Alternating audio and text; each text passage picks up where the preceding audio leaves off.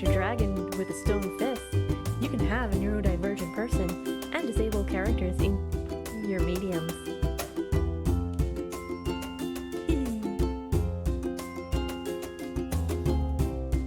Oh, it's pretty! It is so pretty! I love it! Yay!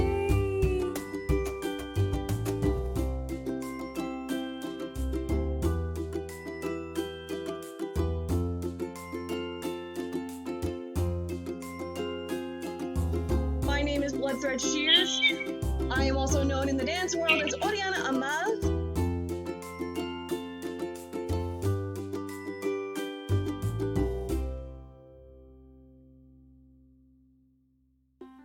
Oh, what am I doing? Oh, what am I doing?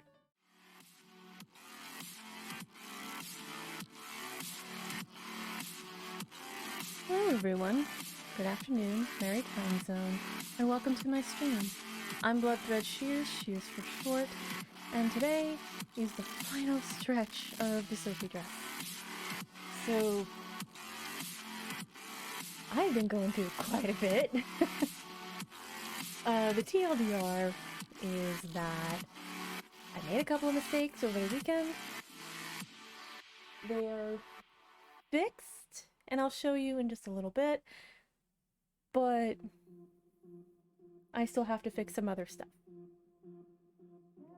So, if you are new here, welcome to the Sewtember Sprint, a little something I started last year as a way to finish up any projects that I currently have.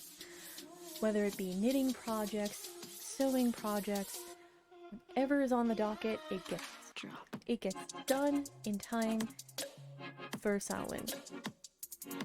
So yeah, let me actually do a thing real quick, because I just updated OBS, and it's taking a little to get used to the new user interface.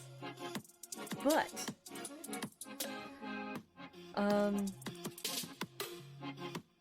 what was I going to say? Announcements! So, first and foremost, I am taking a little bit of a step back from constantly being on social media. I realized that it was a little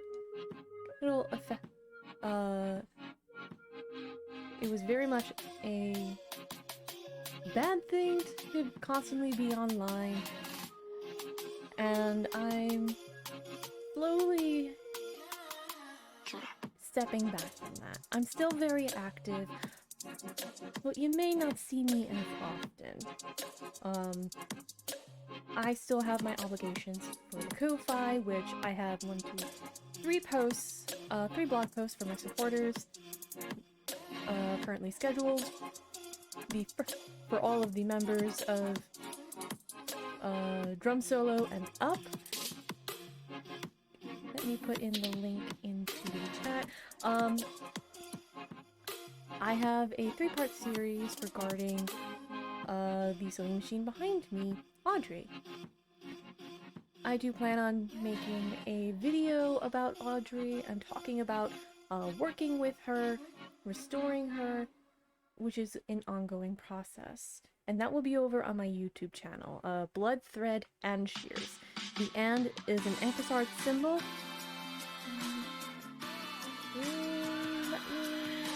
Haha, there we go. So, link is in chat. Kofi supporters will be getting the first look at the video once it is done. And yeah. I am also trying to raise $2,500 for a dedicated desktop and 2-monitor setup, because while I enjoy using Betsy Henderson, my laptop, for all the things that I do, there's only so much that she can do, and I'd like to be able to just have something that can do all the things that I need to do without ever having to worry about it. So there is never any pressure to do so, whether it be subbing on Twitch, supporting on Kofi, either as a one-time or monthly supporter. Never any pressure to do so. And same with the throne. Let me throw that in there.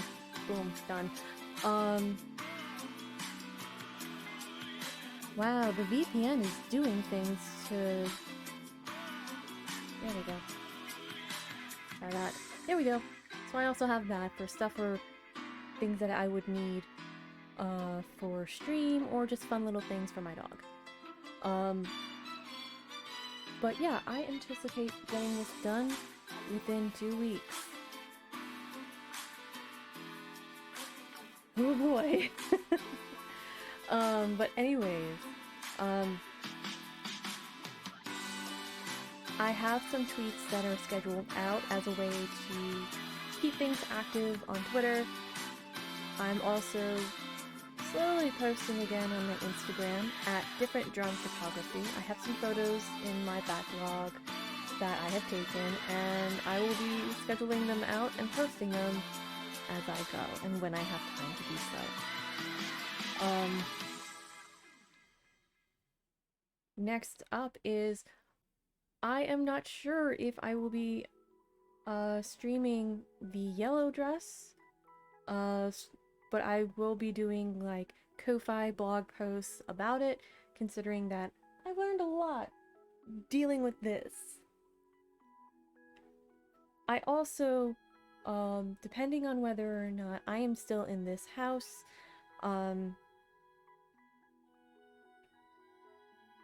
when I get time to do the giant hoodie blanket, I have bought fabric and I'm going to make it Sailor Moon themed.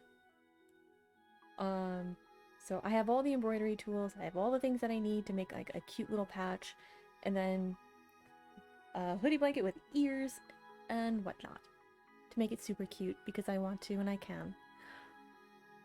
From there, I'm not sure what's gonna happen, but I'll keep you posted. So next up is the community board. I want to give a shout out to BB Pins or BB Cosplay on Twitter. And let me put in the command and you'll see it. Oh no, I didn't do that.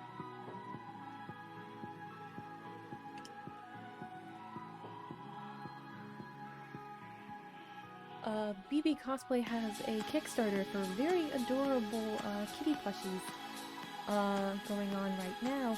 All 3 have been unlocked, but I would love to see it go even further.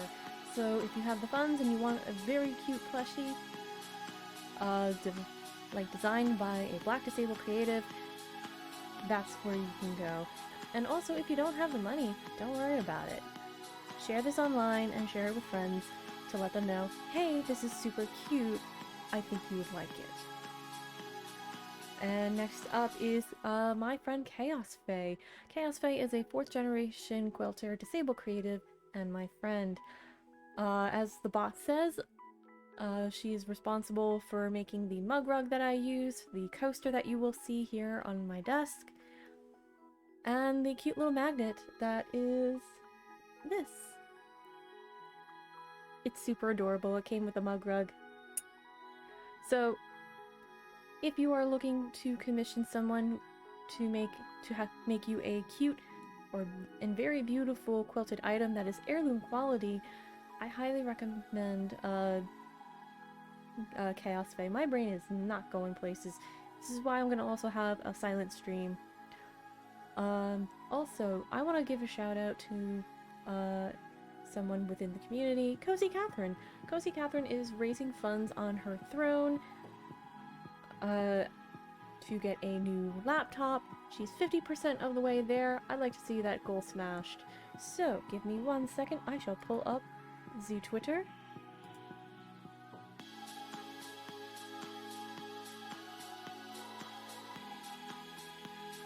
And please remember that there is never any pressure to financially support.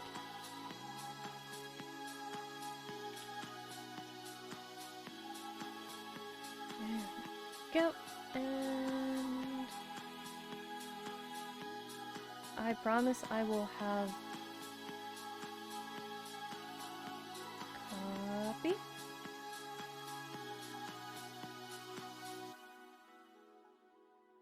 Pasta.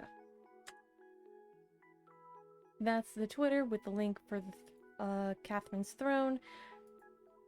She does amazing stuff. She's very talented as a writer and as a crafter.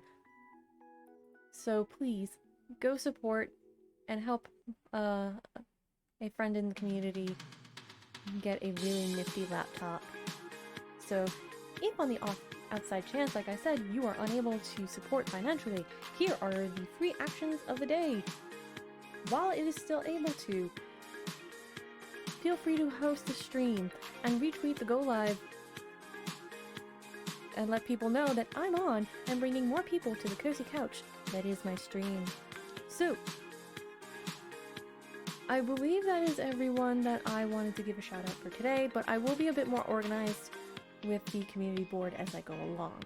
And if you or someone you know have a charity thing going on, you have something that you want to do a shout out for and bring more attention to as a GoFundMe, charity thing, direct aid, mutual aid, let me know. Hit me up on Twitter. Give me all the links. I will make sure that everything is legitimate. And I will happily do the community board and give you a shout out. That way, you can have more attention to whatever it is you're trying to do. If you're trying to survive, if you're trying to pay off medical bills, which is probably something I'm going to end up having to do pretty soon, if you want, like, more attention, I will signal boost. I'm more than happy to use that. Like, use whatever platform I have, however small it is, to help people get what they need. So, that is the community board. And let me move the camera so y'all can actually see the progress. And all that in mind, let's go over to the craft camera. Alright, so as you can see, this is pinned up, thanks to Mama Shears. And I totally forgot that the camera... You know what? I'm gonna leave the camera off for now. And...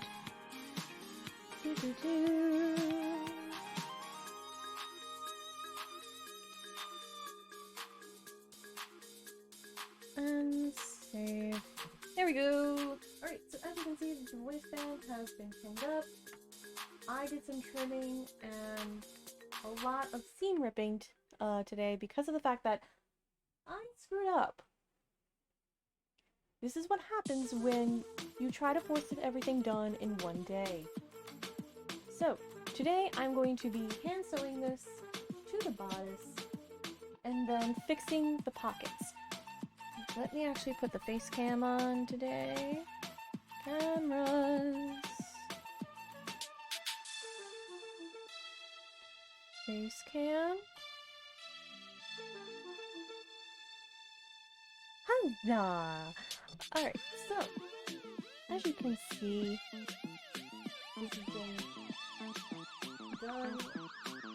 There may be a little kerfuffle due to some threads getting caught, but it can easily be fixed and wiggled into submission. So, let me push this back and down. And voila! Okay, I'm gonna take this off the mantle. Stabby. And swish. Okay. So, there we go. So these are the tools of the trade. I have my seam ripper, which is by Clover. I got this at a local Joann's. Gutermann quilting thread. It is a cotton thread in color number 7235. My Clover thread cutting snips. A soft plastic thimble by Dritz. My trusty wrist pin cushion. A small cake in the shape of a diamond of beeswax for hand sewing. The lovely little gloves that I'm wearing, also by bbpins.com. These are great for when I want to warm up my hands. And a size 9 hand sewing needle as a sharp. So, and this is the coaster that is also by ChaosFay. So let's get into this.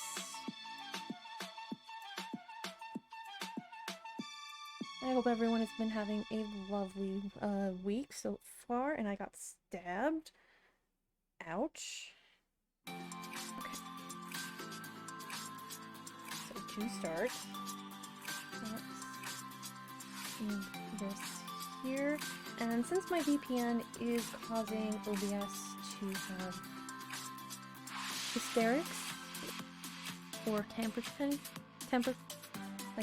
tantrums, I will be keeping an eye on chat through my phone. If you are lurking, please continue to lurk. But for those who do wish to come into chat and say hello, how's your week going?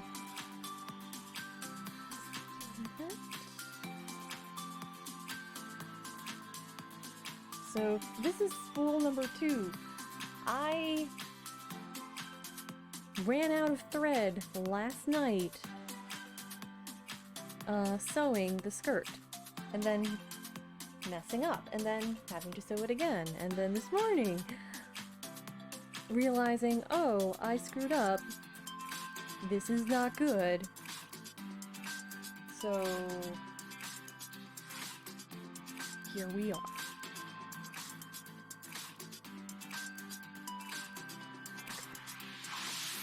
Let me move the microphone a bit back.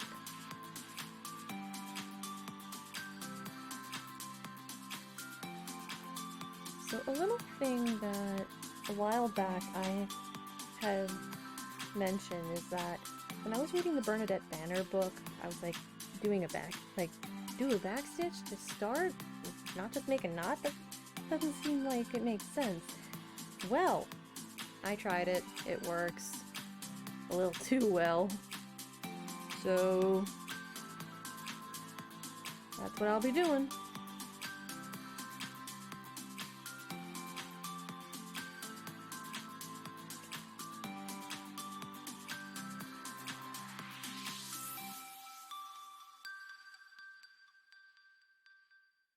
Just gonna do like a tiny back stitch.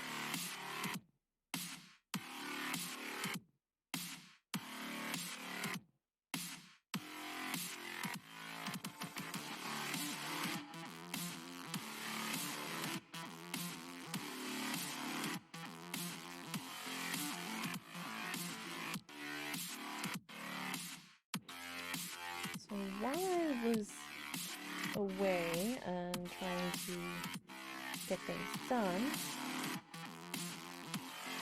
let's get this help. Are you going to? No, you are not.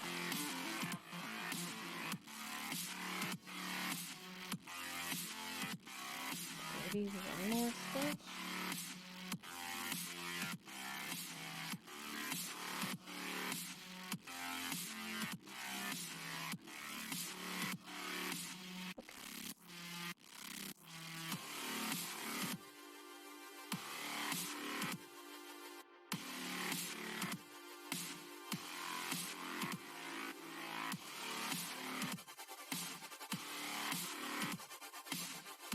Now you're holding, that's good.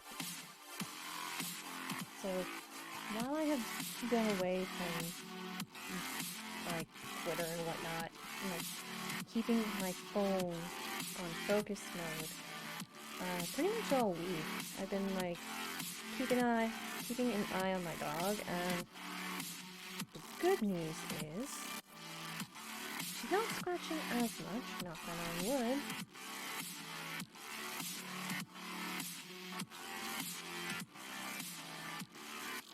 Because, like, it got pretty bad this year.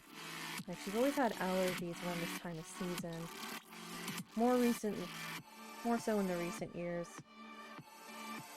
But, like, this year was especially bad. Like, she has bald spots which are starting to grow back. And every time like she would go into the office when I wasn't there, she'd come out and I would have to like clean the wounds, anything that she scratched, because content warning for blood, she would scratch until she bled. So I had to trim her nails, I had to use peroxide to make sure that everything was clean, and then we got like the donut of shame and a spray to help soothe the hot spots.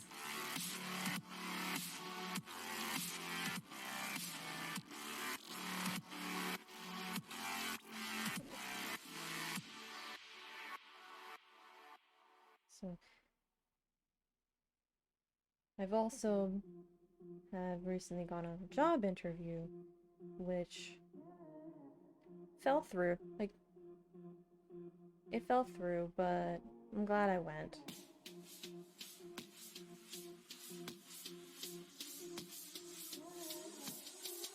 So I got a couple other things to look into in order to like get back out there in regards to employment.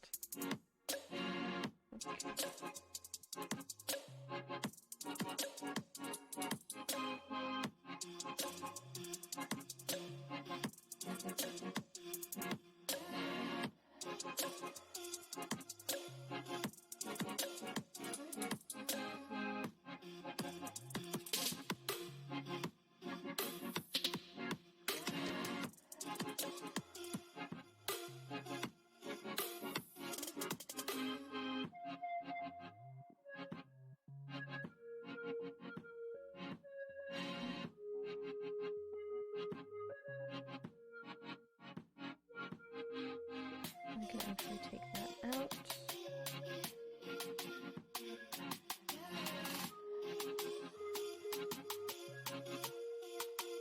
I am also part of the cast for Waterdeep Anatomy, which the final episode will be this Saturday, and I'm very excited about that. Like, we ended the last episode on a cliffhanger, and I am very excited to see where it goes.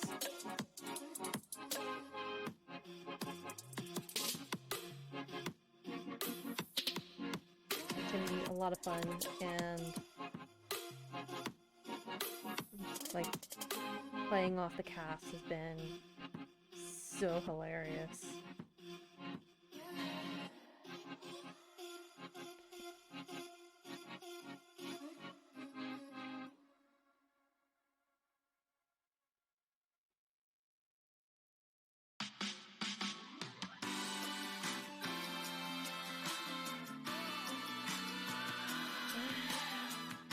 Trying to make sure that this has like small stitches.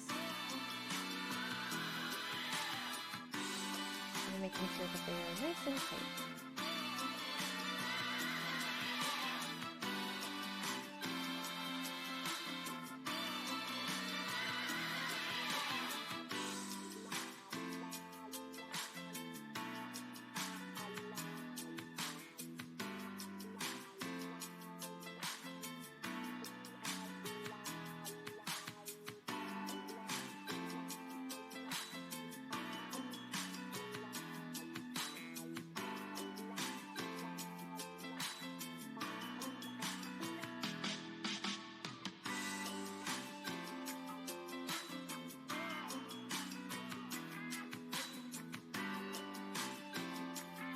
But yeah, like, I have been trying to focus on recovery and getting back into dance. I've been taking my dog on a lot more walks. I'm trying to be a bit more active. Because the last 3 weeks, it's been very frustrating to not do anything. And like having family say, you should be relaxing, you should be taking it easy. I'm like, I don't wanna.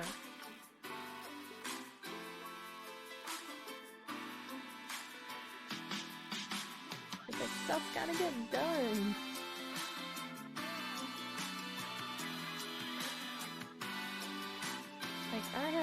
been 2 weeks, maybe a week now, to get this all done.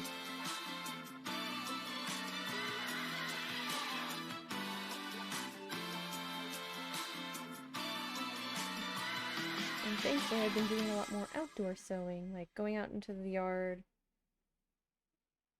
sitting on a chair, while Lexi like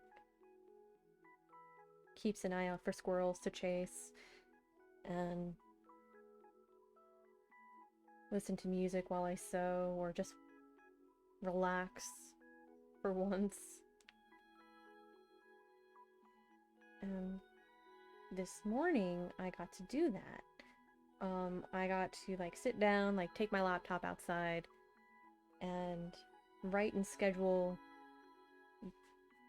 this Sunday's Kofi post, which I'm very happy about, because most I've written in the last couple of weeks was like 1, 2, 3. Like, this is like the 4th post where I've written so much because I was so wired after Waterdeep.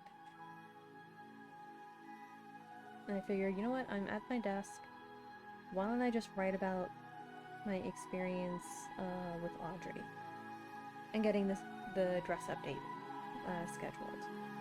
And I did. I made the whole thing with Audrey, the sewing machine, 3 parts. Because I highly doubt people want to like sit down and read an entire post that is super long.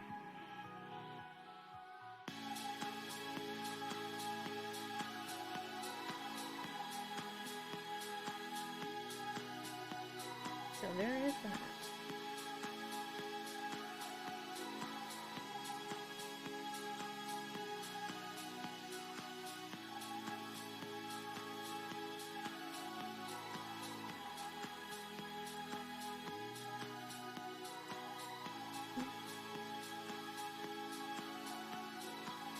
So right off the bat, this is looking really nice. I'm just gonna coat it one more time with the beeswax.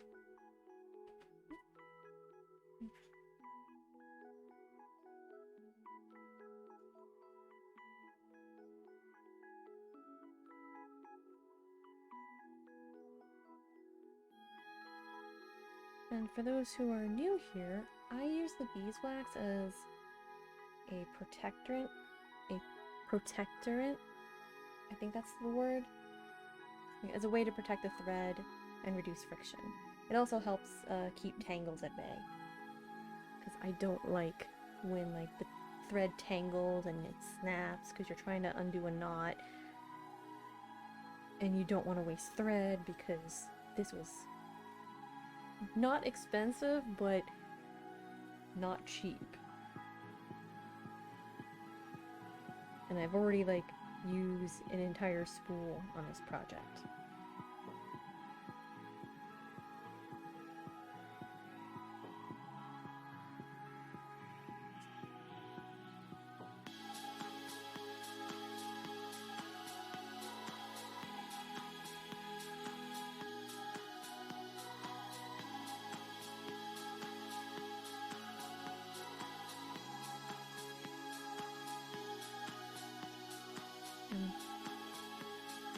I think tomorrow I will spend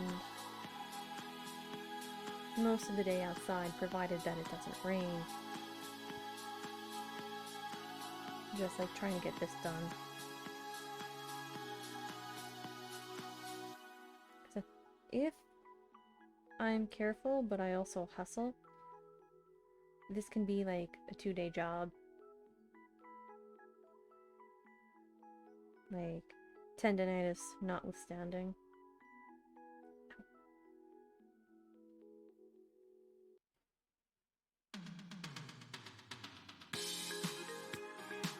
This shall be very interesting.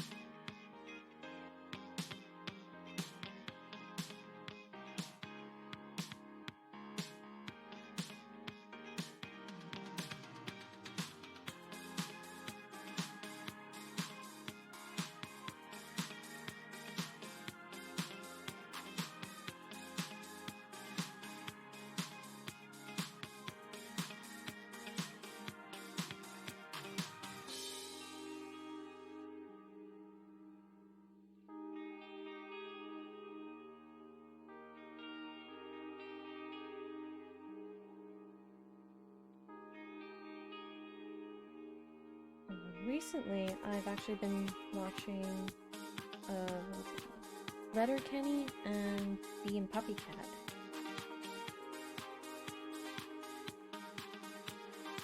I've been meaning to watch both for a while. Letterkenny because I had seen it in like a clip of it on Tumblr a long while back. I'm like, hey, this looks like fun. And a friend of mine who is Canadian was like, oh yeah, Letterkenny is great. And I'm like, I should go watch that. And I'm already up to season 5, which is really good. If you're not a fan of jokes constantly repeating, it may not be for you. But if you're into like stuff that like that's about like small rural towns and like the weird things that go on, I think it's really good and it's very smartly written. I recommend it.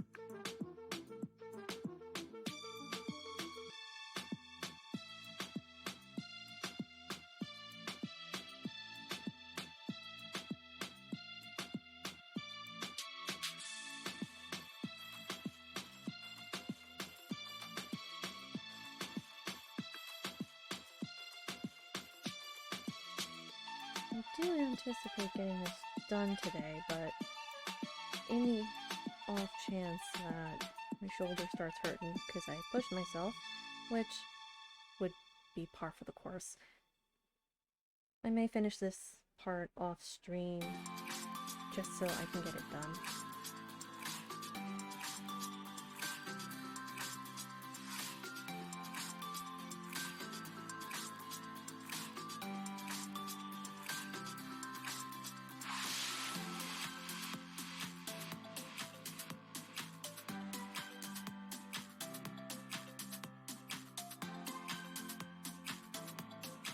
And I also will have like quite a bit of scrap from this project for this color of linen. So kind of sort of tempted to make socks to match. Or like stockings kind of. Just so everything gets used.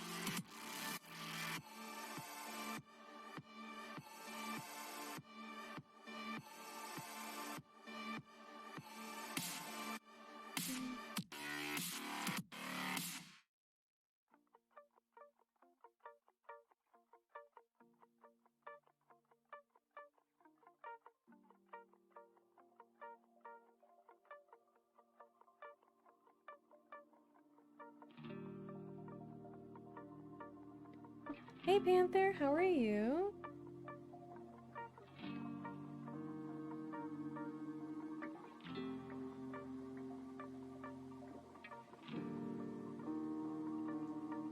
Not too bad, home from work. Nice. Hope everything got settled at your job. I had seen what you had posted in the Discord, in Urban Bohemians Discord. That sounded scary.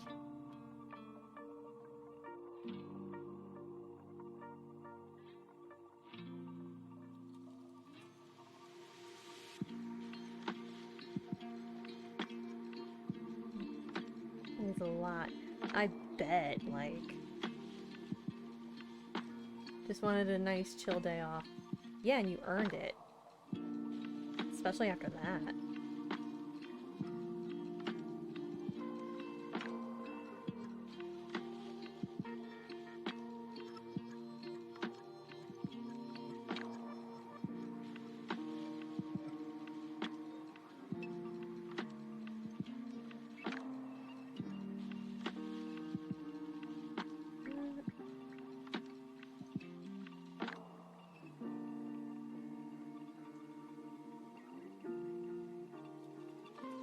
There we go. Turn the desk fan off.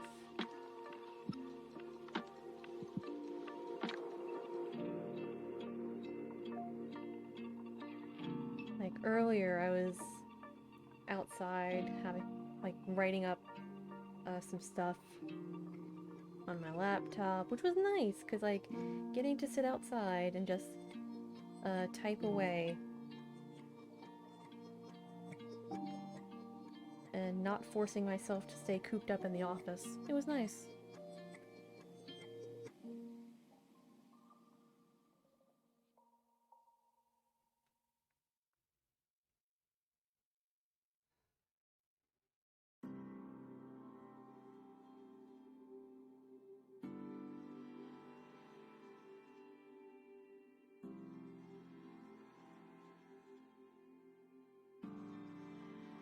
But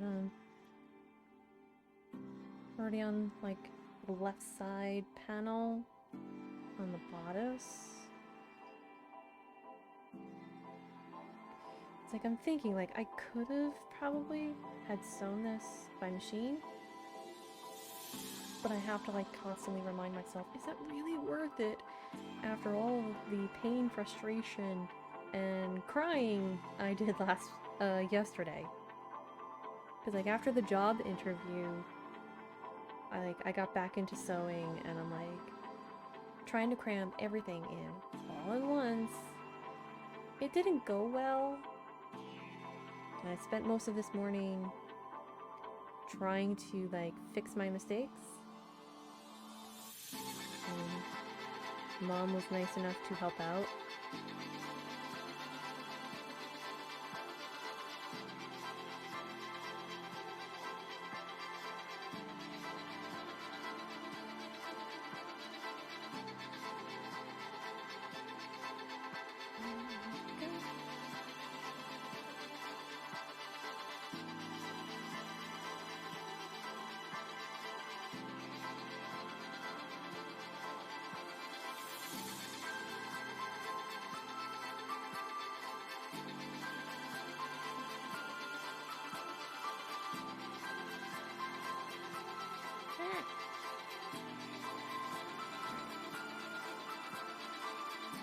My hands are like warming up, so I'm gonna just sneezing fits or I miss anything direct. Focus in type Panther. But no, like yesterday after the job interview, I did a lot of like I tried to get like everything done. I was like, you know what, I got time. I can finish the skirt. I can get this all attached. No problem. Yeah. That didn't happen. I'm glad I didn't take photos of that. Yeah, exactly. Welp. I was just like a mess. And this morning I spent up until like 9:45 fixing stuff. And Mom was nice enough to help me take care of that. And that video I posted on Twitter, that was courtesy of my mom.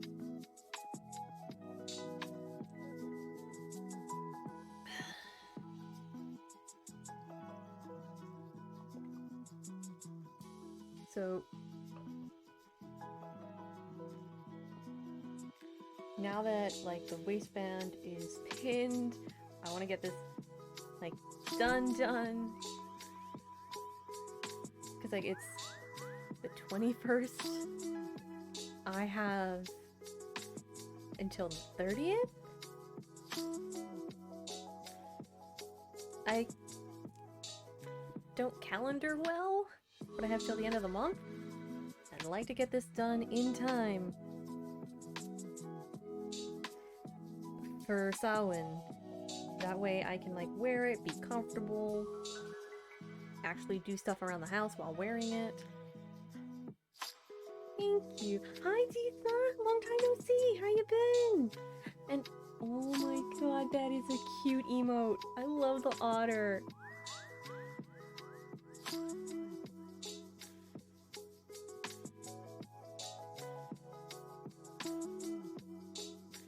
Yes. I was just talking about like my lesson in hubris.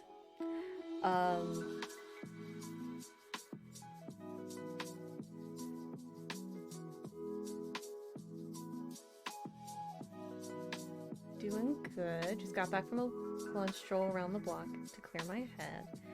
Nice. And I'm not sure how the weather is by you, but by me it's like really nice. So I'm hoping it's nice by you. 'Cause like it's been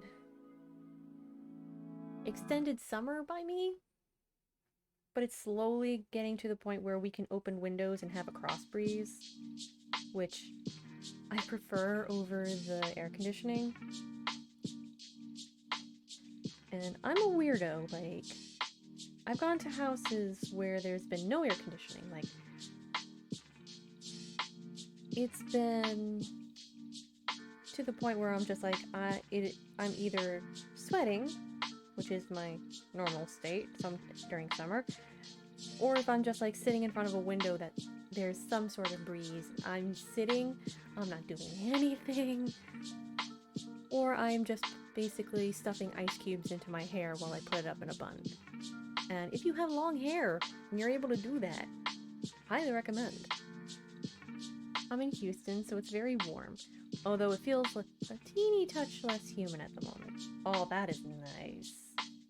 Like, for me, like, I love, like, 70 degrees, mid to low humidity,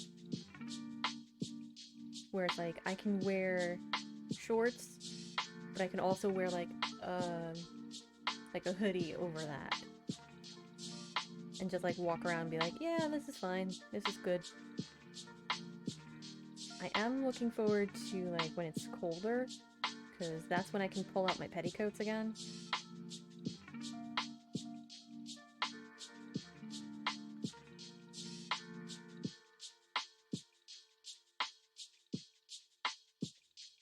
And it doesn't traditionally get cold here until, like, the end of October. Because that's when, like, the leaves start falling, like, to actually changing color and everything. It's lovely. And last year, for Samhain, or Halloween for non-pagans, I was over at a friend's house. Like, we were all outside with our spinning wheels. It was rather nice, and we ended up getting somebody interested in fiber spinning. So, one of us. Because they were like, oh my god, this is so cool! And my friend was like, who hosted the whole thing, was like, hold on a second. Went in the house, came back out, got a beginner's spinning kit, and along with like an instructional video, and be like, you want to learn? And the person was like, oh my god, yes. So I'm just like, yes. say goodbye to whatever cabinet space you have. It's like when somebody gets into collecting dice. Shelf space? What's that? Or any new hobby that requires stuff. Like, I almost got sucked into weaving. Or, yeah, exactly. Like, it was very much that. Like, the last time I ever went to a fiber festival, I tried out a floor loom, which was big. Like, I want to say a little bit wider than my desk. And I want to say like the highest where the warp was, like all the thingies. I think it was as tall as I was. Maybe a little shorter. But I'm also not including like the length because you have it, it's got like a chair built in. But I was like, oh, this looks like fun. Can I try it? And they're like, yeah, go ahead. Here's how you use it. And then I was just like at that seat, like at that loom for a good 20 minutes, and I got like 2 inches woven in. And they're like, you really seem to like this. Have you ever thought about joining the Weaving Guild? I'm like, where's the Weaving Guild usually held? Oh, insert town name. And I'm like, that's a long drive. And my family will kill me if I come home with a loom. Which is also true.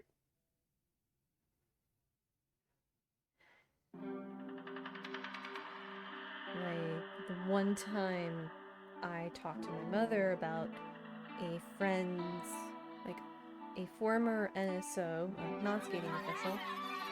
His friend owns a farm in upstate New York. And my friend knew that I spun fiber. And he's like, oh yeah, they have like alpaca, they have llamas, all sorts of animals. And he builds his own spinning wheels. I was like, oh, this is so cool. And he got me like an entire sample from that farm, which I still have, like how they do every single step of like cleaning, like the raw fiber, to cleaning, to carding, which is basically like brushing all the fibers into one direction to make it easier to, what's the word, to spin it. I actually have 2 carding combs of my own, thanks to my dad, who full on supported my descent into fiber arts. He wanted me to learn how to spin because he has very poofy dogs and he thinks that they would be great to be spun up. And also at the time, he had 2 Bernese Mountain Dogs that he wanted to have like the fiber spun up. And before anybody gets grossed out by that, which is pretty valid, know that Samoyeds are usually brushed and prized for the fact that you can spin and knit, crochet, weave the yarn that comes from that. You have to blend it with like some wool, but it's very warm.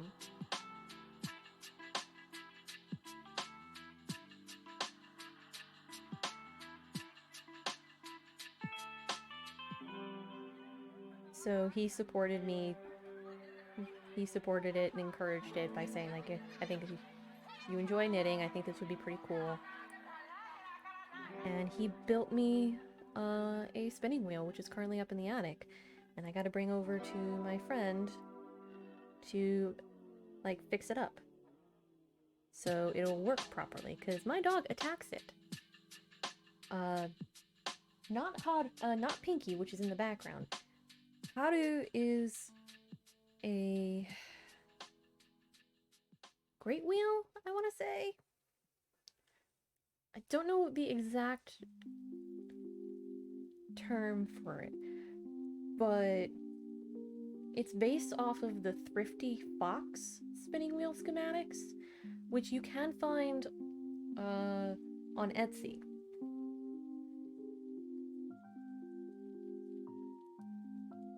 And I do want to use it. I really do. It needs some touch-ups, and whenever I use it, like the treadle squeaks. So my dog thinks it's alive and she wants to go attack it.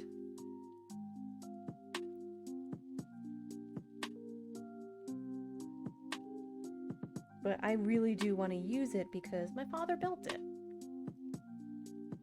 I know, like, I had told my friend about that and she couldn't stop laughing. And I'm just like, yeah, but I feel bad. My dad built that. And it was around the same time, he was building that around the same time I bought Haru off a teammate. And my parents and my mom and my sister were like, no, don't buy that. Why did you buy that? I was like, because it was cheap. They're like, your father's building you one. I'm like, I'm sorry, what? So there was that. And recently I had the opportunity to get a third wheel. However, because I brought home a sewing machine, which is that one in the back over there, I could not, in good faith, as much as I wanted to, bring home another spinning wheel. I've already pissed off my mom bringing home another sewing machine.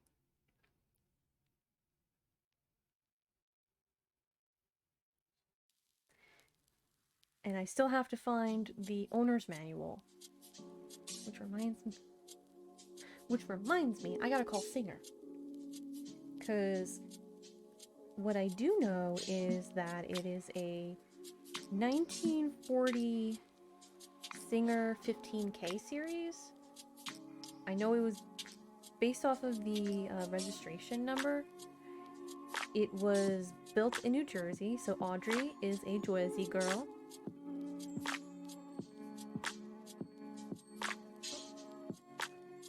Pupper is dreaming. The cabinet is a Queen Anne. And I have very good reason to believe the wood's mahogany. Because when I cleaned it, before I cleaned it, it was not that color. It was a lot lighter, so I thought it was like a burled walnut. And then, like, I used Old English to clean up, like, any stains or whatever. And once it hydrated, it got dark. And I'm just like, I think this is mahogany. And the very same friend who had posted the Halloween thing, I got it off of her, and she gave it to me for free. I made off like a bandit. And the only bit of investment I've had to do was take the machine itself to the repair shop. And that was about like $90 worth to get everything up and running. Because, like, it worked, like, as soon as I brought it home, it just hadn't been used in a very long time. So I cleaned it up, I got rid of all the rabbit hair that was resting in there. And yes, there was rabbit hair in it. My friend has a Angora rabbit who has the softest fur I have ever felt. Like, if you've ever touched an Angora sweater or Angora fiber to spin or work with, I imagine that's what a cloud feels like. And it put me into sensory euphoria. So I was just like, squish, squish, squish. It was the best feeling ever.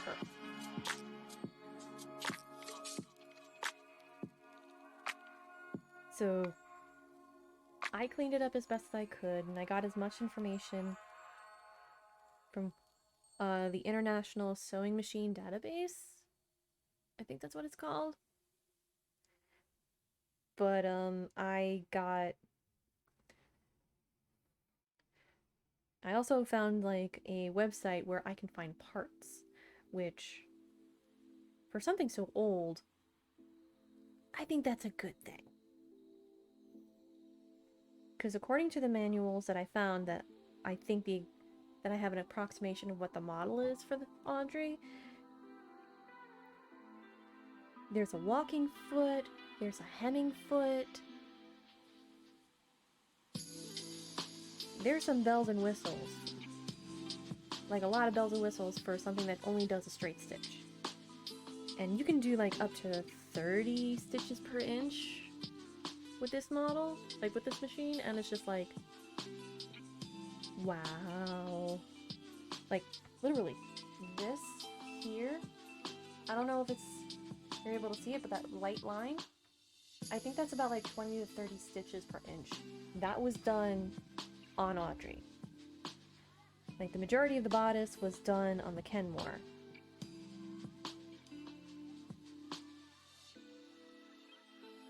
And I will continue to use the Kenmore for things that I can't do on the Singer. And as for the reason why I named the Singer Audrey, I was having a conversation with my friend when I went to pick up the machine, and we were talking about Little Shop. When I got home, the leaves on the top of the cabinet was a little open. I went to push it. Damn thing bit me. And I'm like, well, I'm naming you Audrey. And it kind of stuck.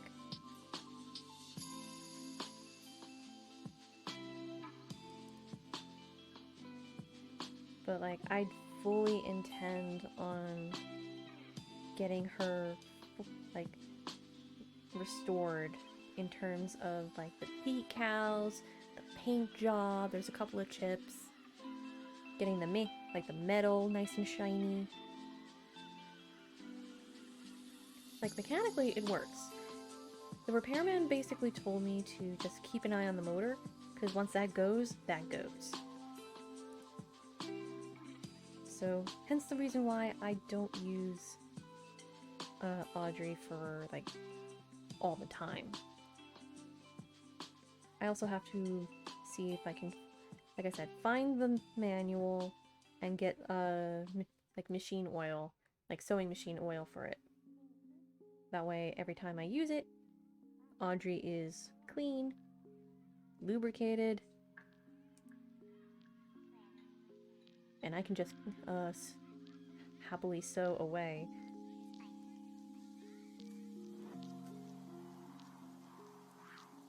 As for like the more modern fabrics, as you can see here, the Kenmore does that. And I recently fixed up a pair of athletic pants that I've had, I want to say we're closing in over 5 years now. There was a hole near the crotch, because my thighs, thick thighs save lives, but they destroy pants. I decided to give it a shot, and I used the stretchy stitch. And it worked. I used a different colored thread, but nobody's going to be looking that closely down there. And if they are, you're either checking me out, or you need to mind your own business.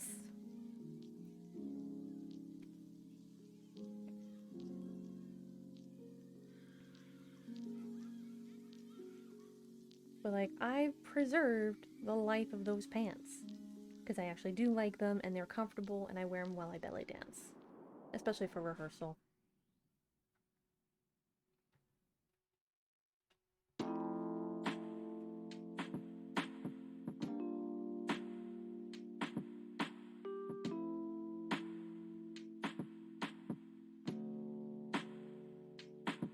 there are certain items of clothing that do need to be repaired. But one of them would have to be done professionally. Like, I have a pair of skinny jeans, black skinny jeans that I've had. Oh, God. I want to say 2016, 2017? And they were like the type of pants, like the really nice denim, like premium denim. I was able to afford them at the time because the owner of the shop was nice enough to hold on to them until I got paid. And they were good quality. Around 2020,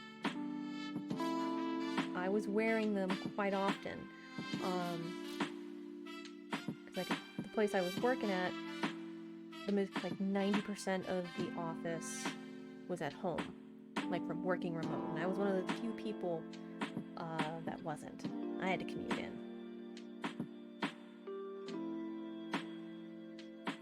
But I wore those like underneath like a nice sweater dress, and people thought they were leggings. And I got away with that. I don't know how, but they were comfortable, they fit. And then I went to bend down, and then I heard the ripping sound. I was mortified. Thankfully it happened at home, but I was also a little heartbroken. I like these jeans. I don't want to throw them out.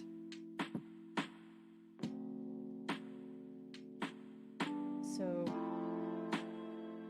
first chance I get, when I have steady income coming in, I'm gonna take them to like a cleaner or like a tailor or whatever and get them repaired.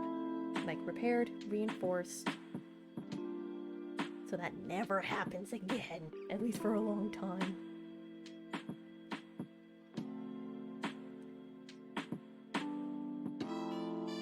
In the meantime, they've been in my closet.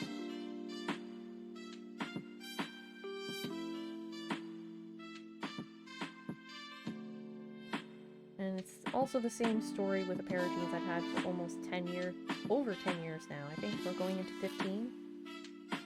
They are beat to shit, and they are now like my go-to jeans for when I dog sit, when I have to do stuff where I need to get dirty.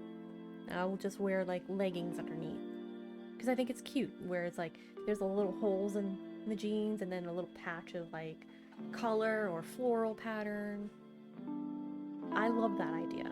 Like, instead of just bare skin, it's like, oh, there's a cute little floral pattern. There's like, I don't know, I think on Tumblr I've seen somebody like crochet like little doilies into the jeans as a way to mend them.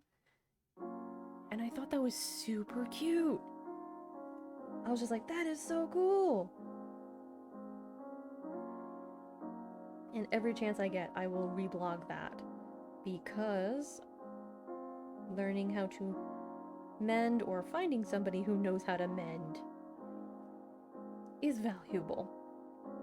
Like, if you're able to like make your clothes go longer and not have to shell out extra money if you don't have it, I say go for it.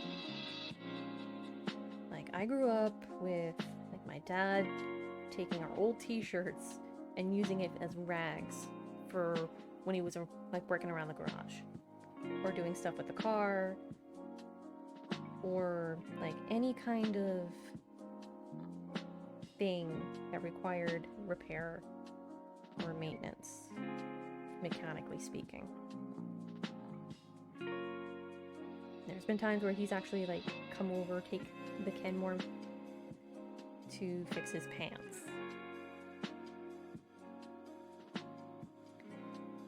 And I distinctly remember the pair of shorts, like cut-off shorts that he had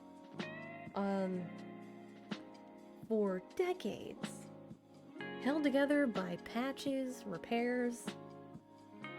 and mostly worn for like when he did lawns.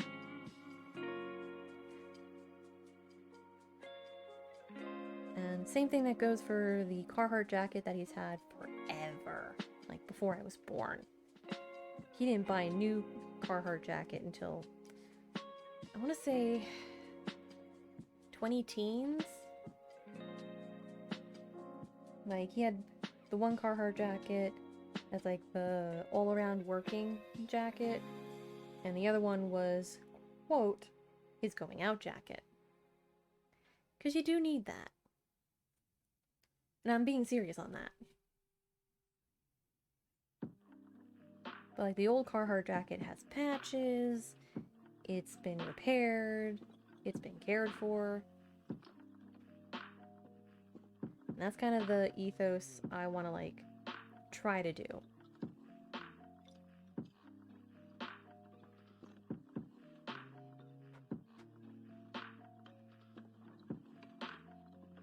Like try to make stuff last as long as possible. You okay, Lex? Do you have a hairball?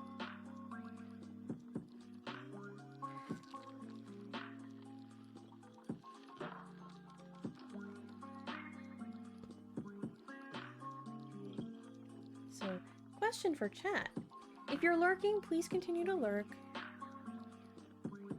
And if you want to answer, go right ahead. What is like one item of clothing that you have that you've owned for so many years, and hell or high water, you're determined to make it last?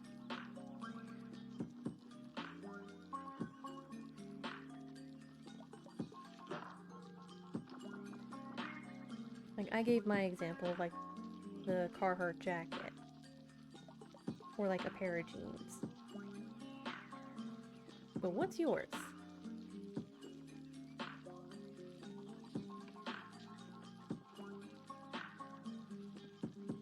I'm a clothes hoarder, to be honest, even if it doesn't fit anymore.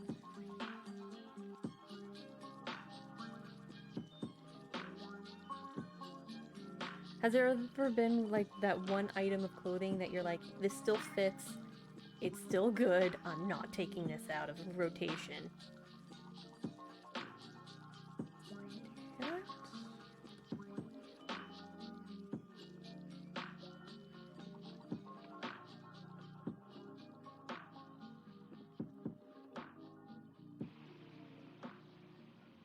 Because, like, I used to be a clothes hoarder.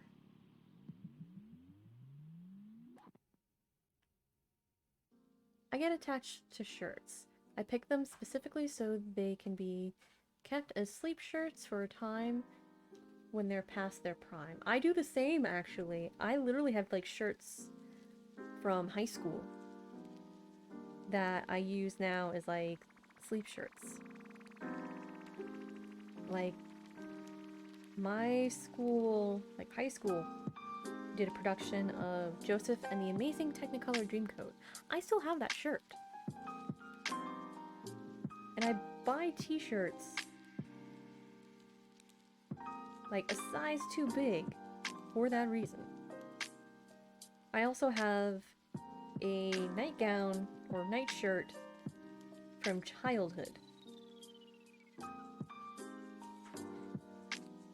I refuse to give it up because it's still good, it still fits. Yeah, I can definitely see like hoodies being like the one thing people refuse to give up. Like, it's why we're seeing like the trend of giant hoodie blankets. Because you have a hoodie, like depending on how like well it's cared for or like condition of it,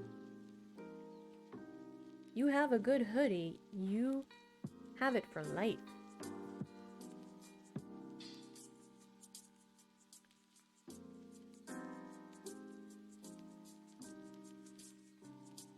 I can pull that out.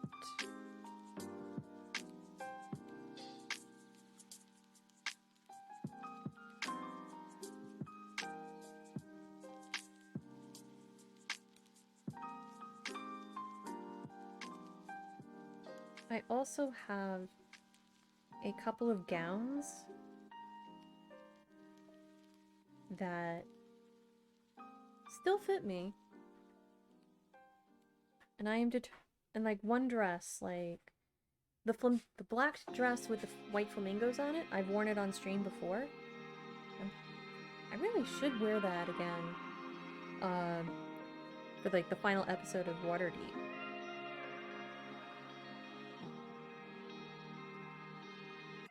It's like my favorite dress. I got it from like a local boutique. I love like the retro styling on it. And every time I wear it, I always get compliments. Like the last time I went down to Virginia, like during the summer, I brought that dress with me. I wore like a long line bra underneath. I wore like my black and white Oxfords. And I cannot tell you how many times I got stopped by older ladies who were like, "Oh my god, that is such a beautiful dress." And I'm like, "Thank you." And I'm determined to keep it in one piece. And when the day comes, I will take it apart, make it into a pattern, so I can make another one. Because finding that specific dress from the website of like the design, from the company that makes it, it is damn near impossible. It was like for one season and that's it. I'm like, what are you doing? This is a good shape. It is flattering. Whether you be a tall elven person or a shorty short like me. Like, holy crap. Keep making those. You got something that works. That's like the one thing I don't understand. Or like, release the pattern. So folks can make it at home.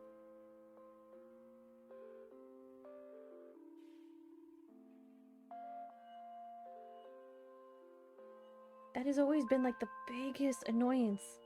It's like, oh, this is really nice, I really like this, and then when you go to buy another one, you can't find it in your size.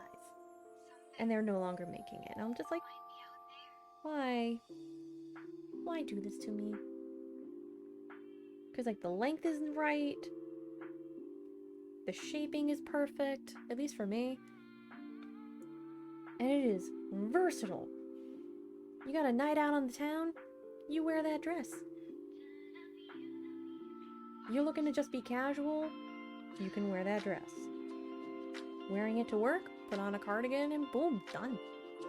Which I've done.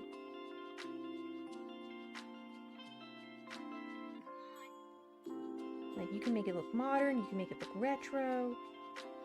It is a Swiss Army dress. It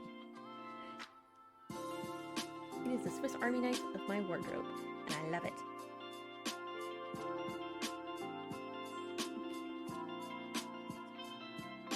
How far am I into this? Not bad. So, boop. I'm gonna take a quick break. So that way I can grab like a snack or something and take everything. Enjoy your work and lurk. And around here, I strongly encourage folks to take care of themselves however they see fit. Whether it is to get up, stretch, walk around, grab some food, grab some water, taking your meds. Did you take your meds today? Giving your furry, scaly, or feathered friends some scritches and love. However you see fit. Be sure to take care of yourselves, and I'll be right back.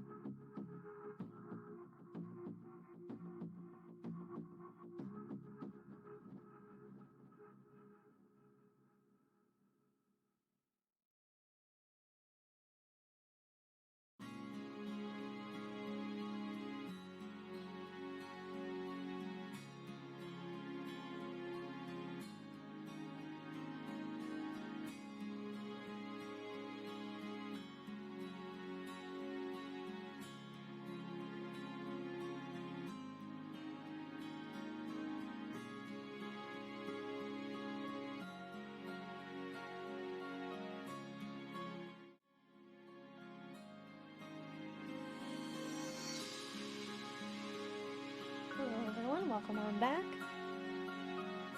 So snack was had, water was drunk. I still have my tea, which is a chocolate chai by Clipper Ship Tea Company. Please captions say Clipper Ship, S-H-I-P. Oh, wonderful, they did. Cool. I use honey and a little bit of heavy cream in this particular tea. It's very lovely. You can make a wonderful chai with this, and I recommend it. It's good.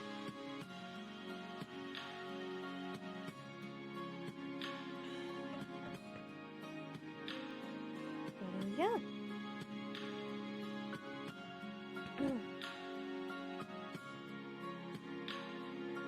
So if you are lurking, I hope you're enjoying yourselves and enjoying the music. I changed it up just so it wouldn't be so boppy, and just so people can relax and enjoy themselves, watch the pretty colors and the pretty things, and listen to some very relaxing music.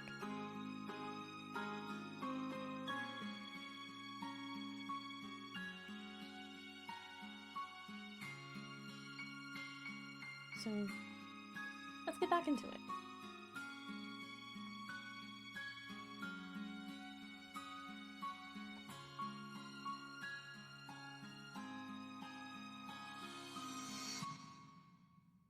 Because, like, this is making some pretty good progress. Like, I'm not halfway through, but it's like that kind of progress where you know you're doing well enough, and you're like, yeah, that's good. That's good. I'm happy with that. That's where I am with this.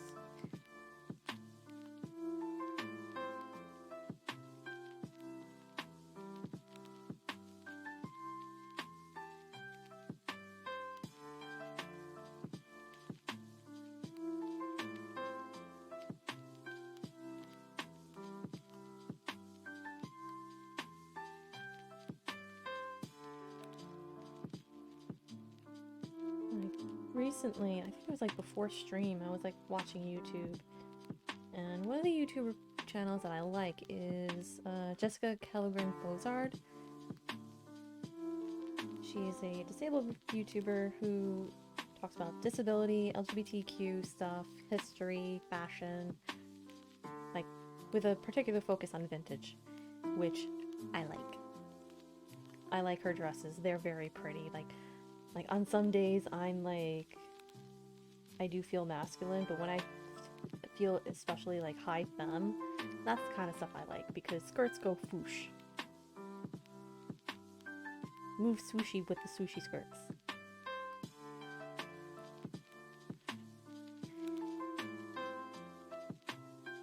And she recently, like she just released like a new video about like autumn, like summer to autumn looks, which I thought they were very pretty. And it's always nice to have like good ideas, especially like when you want to do vintage inspired looks.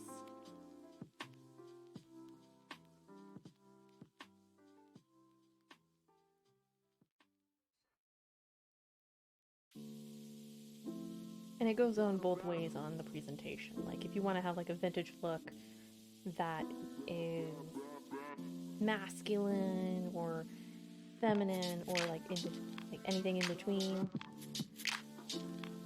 you can do that. Like you can look rockabilly as hell in a bowling shirt and a nice pair of tailored pants.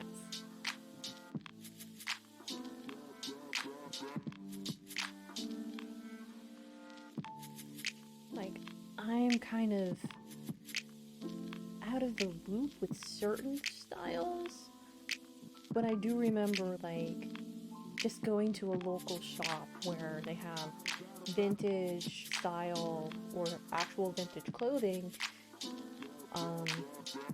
especially for masculine folks. And you can look like somebody straight out of a swing revival band. No problem. which gives me an idea. I would have to contact somebody for this idea. But like, if I were to do like a, hey, so you want to get into vintage stuff, like vintage clothing, like vintage style. I know there's like videos on YouTube for that. I would do it from like vintage on a budget.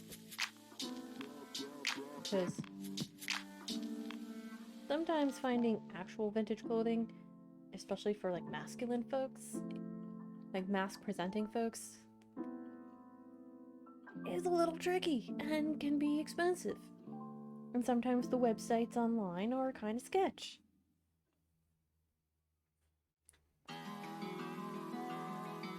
I'm not gonna lie, because like when I did my thread for KP11 Studios on finding shirts that weren't from sketchy websites, I did have to throw on my VPN a few times and be like, okay, this website seems legitimate. Let me see who else I can recommend. Like, and first and foremost, I'm fairly certain on the West Coast, there's a lot more stuff out there. But just finding like the vintage stores is like the best way you can do it.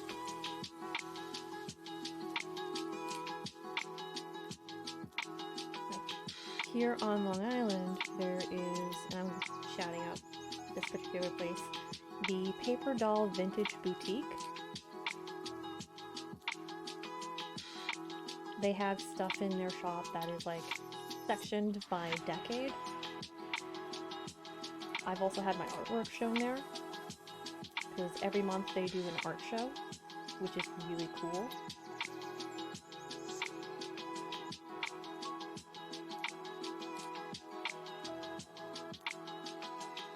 Like, I found a couple of items from there, like a pair of gloves, really nice dress for my niece, because there was like one brand, like a vintage style brand, that did like quote-unquote mommy and me dresses, and they had pockets.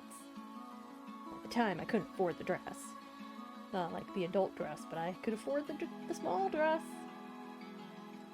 That dress is now with my cousin's kid.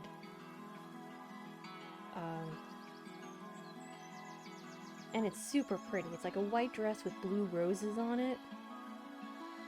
And when my sister first saw it, she was like, wait, where's the mommy dress? I'm like, you can go buy it yourself.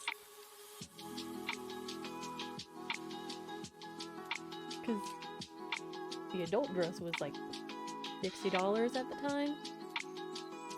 But also, balance that out with the fact that it had pockets. And it was cute.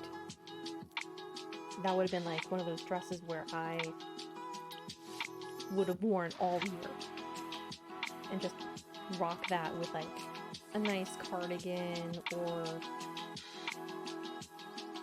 like a pair of boots.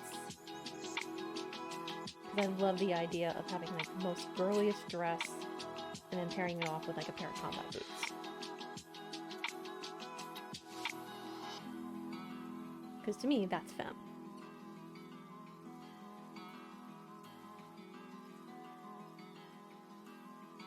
And then maybe just like a petticoat underneath for extra swoosh. And because of the YouTuber I mentioned, she did a video on this brand called Miss Candy Floss, which is like vintage style clothing that is like epically made, and they do fair wages for their workers. They're like mid-level on pricing. Some of the things are a little pricey, but it seems like it's good quality. There we go.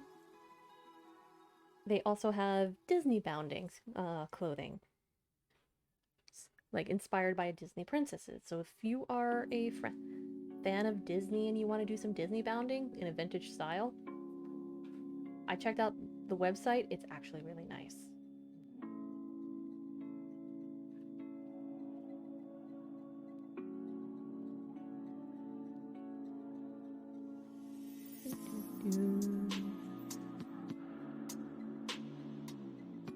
Because like that was actually like my foray into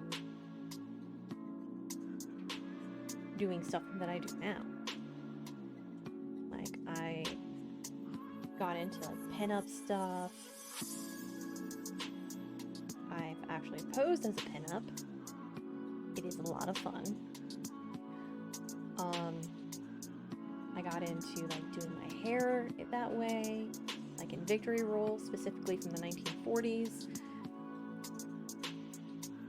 And I would just come in with either a picture of my grandmother or like a photo of Dita Von Teese and be like, I want to try this hairstyle. And God bless the hairstylist for being so patient and knowing how to do them. Because like the salon I used to go to for that would be considered a quote-unquote grandma salon. Like a lot of the people there were older. One person who would wash the hair had like a very raspy Brooklyn accent. They were loud. They were all very sweet, and they knew what they were doing. So I was like, can you do this hairstyle? Yeah, sure. My mom used to do this on me all the time. And like the one time I had my sister and mom present for that, because I had suggested, like when my sister was getting married, I suggested that hairstylist. They ended up with going with somebody else, but like they had seen like the transformation, and my mom's like, you look just like your grandmother, like my paternal grandmother, because I am told that I am a carbon copy.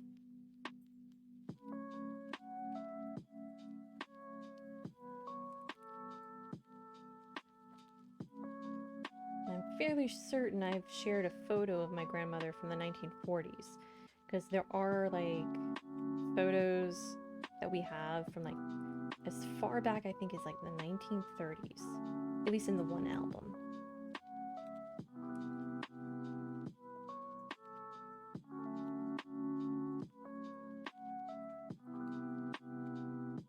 Okay, so let's park that. Keep that pinched.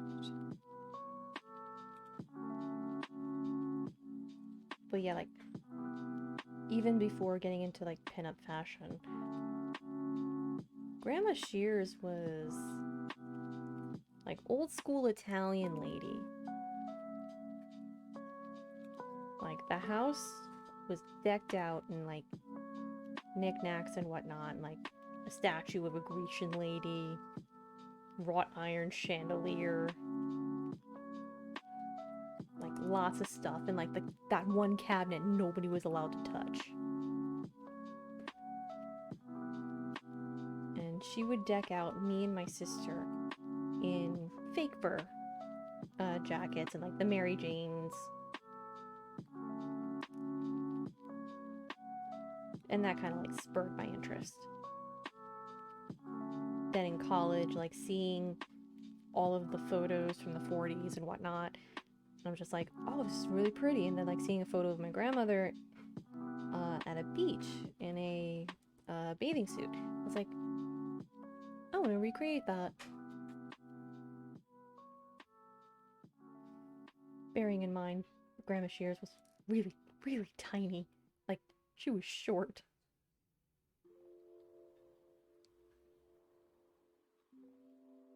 Oh no. Oh no, no, no, no, no, no, no. Ha ha ha. Not today, Staten Island. Not today.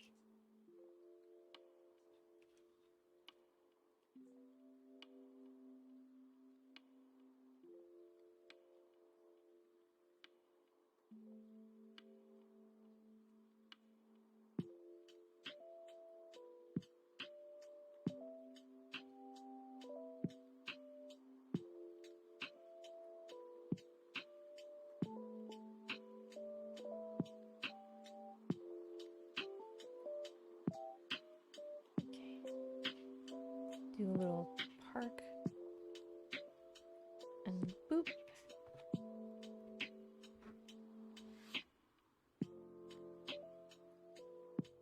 Okay. That went surprisingly well, and I want to see real quick, where am I in regards to my Ooh! More than halfway there! Hang on.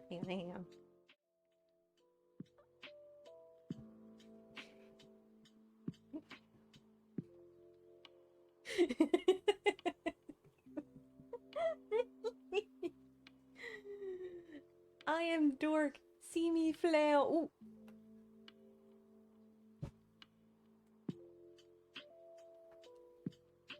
Felt my spine go back into place. Okay. So. Boop. Okay.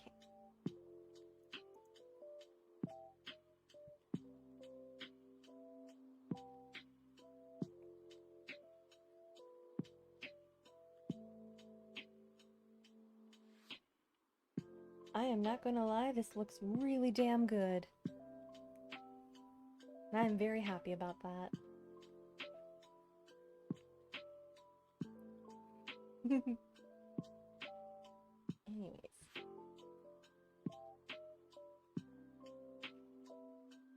Let's get that.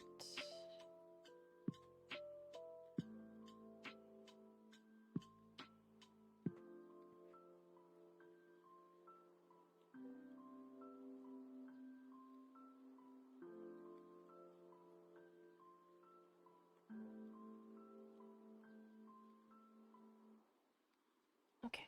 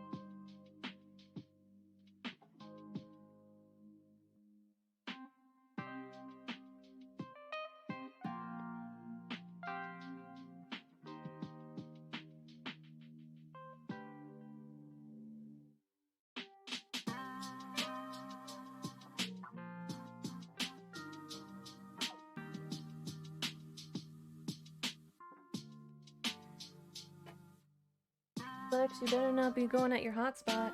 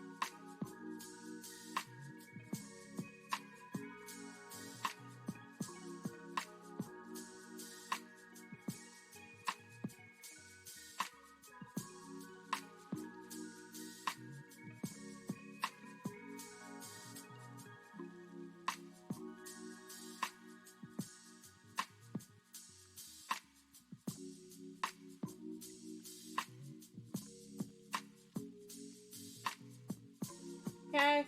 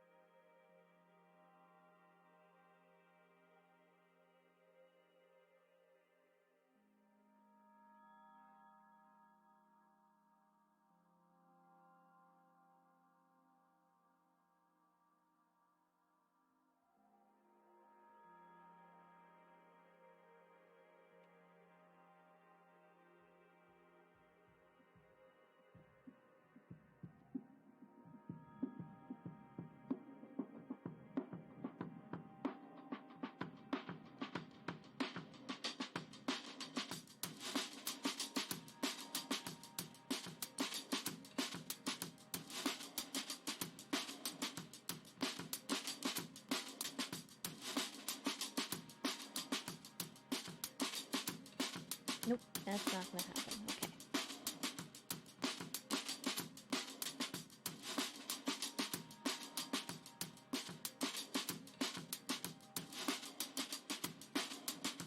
Kofi! Hey, buddy! Hold on, hold on, hold on. Yo! It's a Kamsi! Kamsi is awesome people. How are you?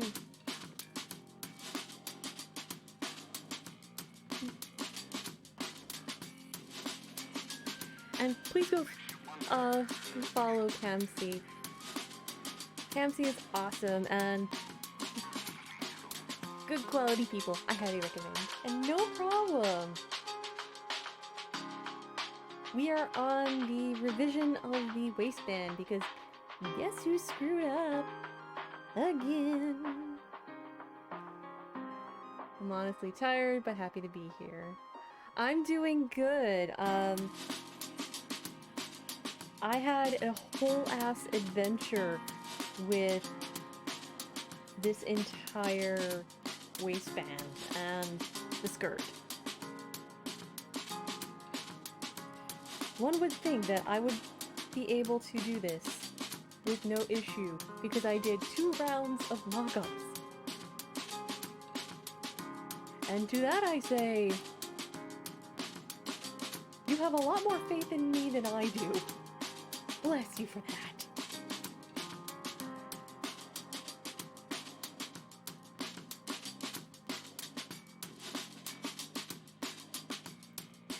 Yeah, remember I did like the first mock-up and then mock-up 2.0?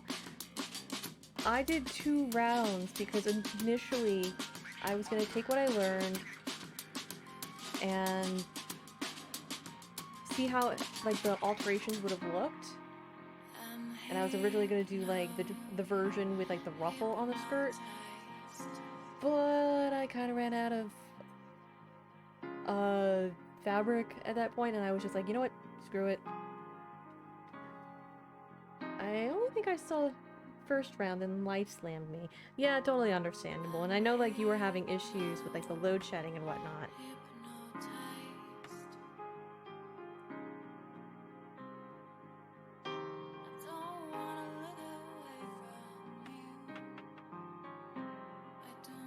And I hope that has been resolved, because I know like it's been an issue.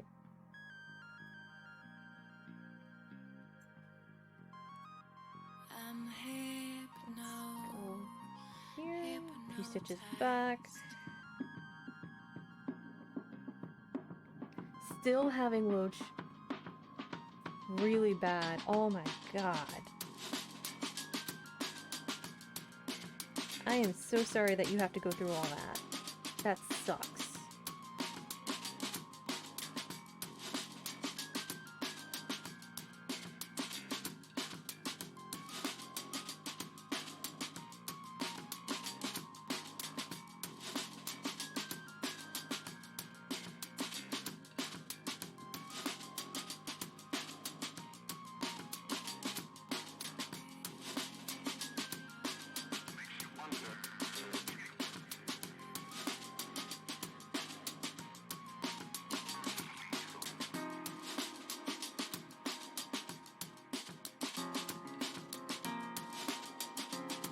Yeah, this is actually version 1 of the dress. Version 2 will be a little different design-wise. It's like, if you've watched Howl's Moving Castle, like the film adaptation, the overall shape is still pretty much the same, just a few minor details. I have to like pull out the reference photos for that and then figure that out, because I'm used to just doing a Mandarin collar. I think for that one it requires a Peter Pan collar.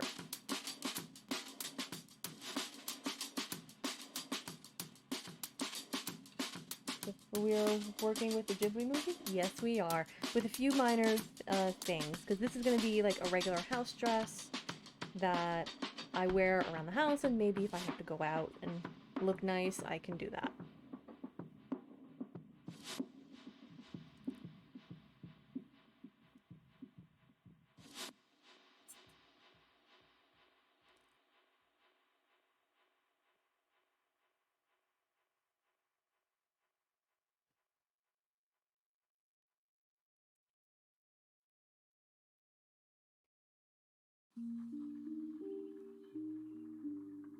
And the one bit of difference that I'm doing from like the original video that I got the inspiration from, while they were doing like a square skirt, like just 3 long rectangles, I'm doing like a full-on circle skirt with larger pockets because we all know my stance on pockets.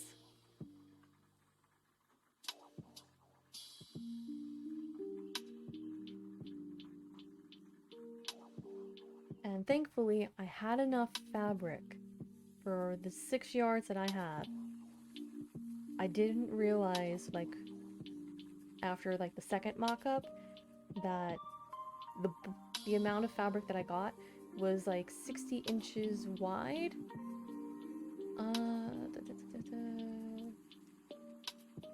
I think that's like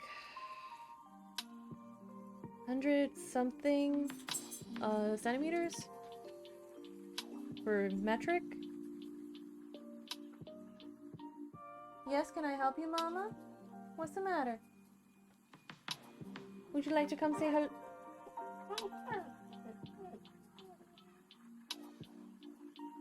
Would you like to go outside? Do you want to go outside? Okay, give me a minute. Let me park my needle. And 152. Yes, she's been doing good. She has been having allergies. So she's like scratching up a storm. And we had to get the donut of shame for her. But she's feeling better. We've been giving her Benadryl and monitoring her. We are probably going to get her pajamas. Just so she stops biting herself. And I had found like some of her anti-inflammatory medicine that is still good, has not expired, and I've been giving to her so she can like calm down. And hold on 1 second. Come here. Come here. Say hello. Say hello. Good girl.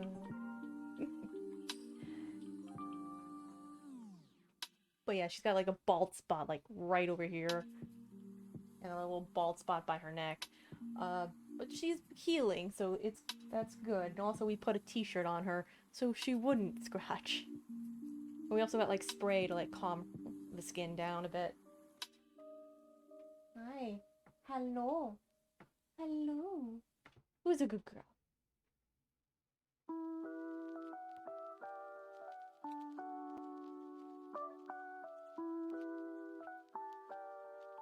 Good girl. Do you want to go outside? Yeah. So, I am going to take a quick break to let her out. So, feel free to lurk if you want. I say my question of the day for those who haven't heard it. In regards to clothing, what is an item of clothing that you will die on this hill and make sure, hell or high water, it stays good? So, feel free to put that your answer into chat, and I'll be right back.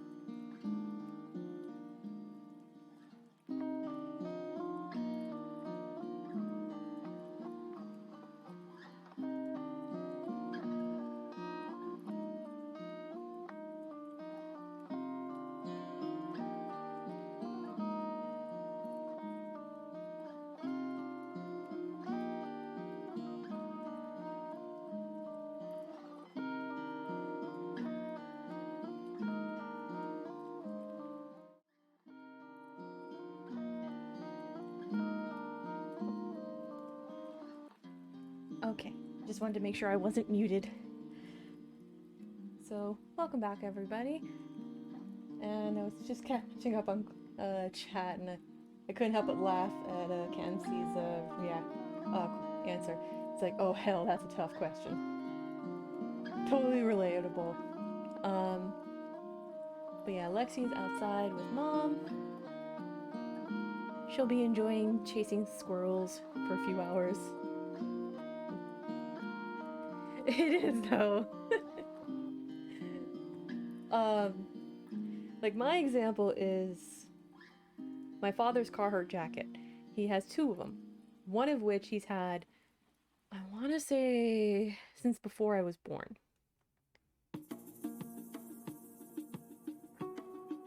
And he didn't get a new jacket, like a new Carhartt, until like the 20-teens. And he calls that his going out jacket, because the other one is like patched up.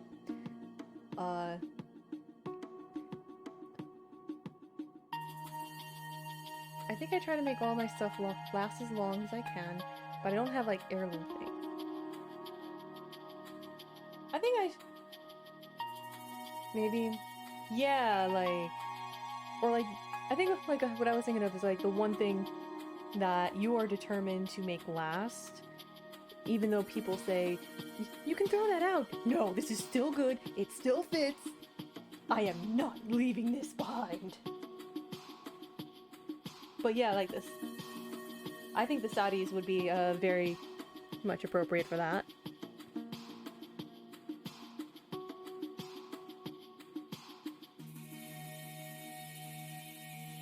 Like for me, I still have like my t-shirts from high school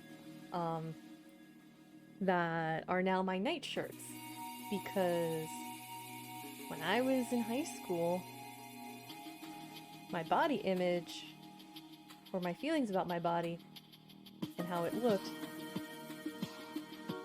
basically was not good. So I always got like oversized t-shirts, and it was in style at the time. And now they're pretty good shirts that I wear around the house, or if I'm working on stuff that requires mess, we go to that. Throw it out, it's broken! I can fix it! Yes. And now that I know how to sew, like hand sew and like mend, gloves are off.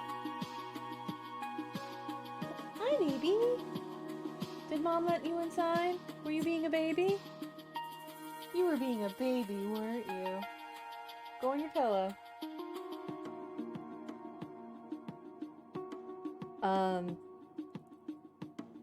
But yeah, like now that I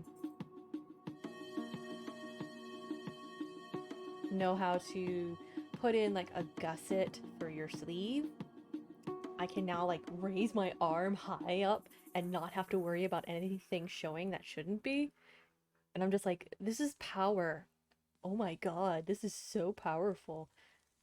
And like the same thing as like fixing a pair of gym pants, like activewear pants I've had for over 5 years. I would have thrown them out previously, but now that I can like use the stretch stitch, like the S-stitch, like the stretchy stitch on the sewing machine next to me, I can happily just fix them and make them last for another 5 years. It's like He-Man's yelling, I have the power! It's a wonderful feeling.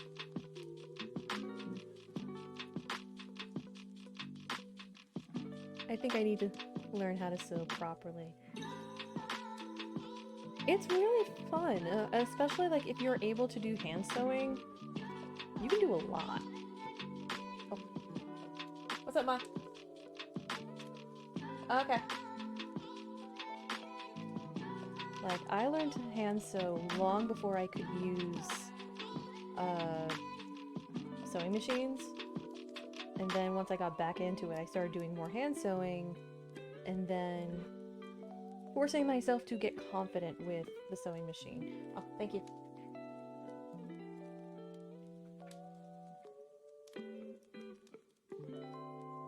Like, pattern and make clothes, proper use of sewing machine where possible. My hands aren't always in control anymore. Oh yeah, that's totally understandable.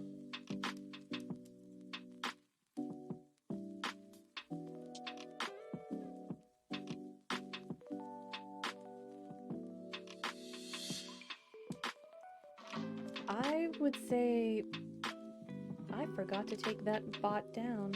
Oops. Though I probably should make brownies again. That would be a lot of fun.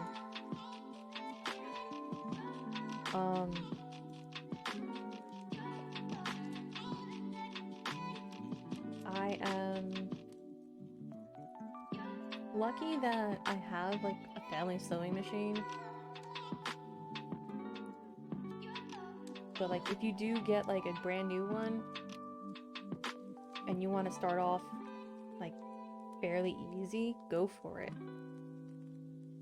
And I know there's like a ton of books out there that like show you how to pattern, show you what to understand. Ooh, you have access? What kind of sewing machine? I'm very curious.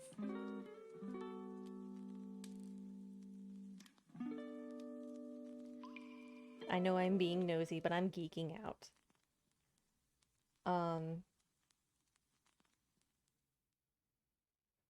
But yeah, I know there's like a ton of like beginner patterns out there. Ooh, Genovic is really good. I've seen those sewing machines. They're really good. Ooh, even better. So it's like solid metal.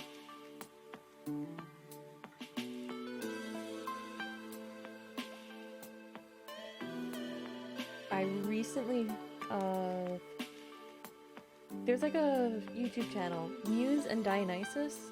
It's a husband and wife duo, and they did a humorous video of what your sewing machine says about you, and I'm not gonna lie, I was called out. Especially when they mentioned the old Kenmores, like this one over here. They're like, you like them thick. I'm like, I mean, what proper bisexual wouldn't?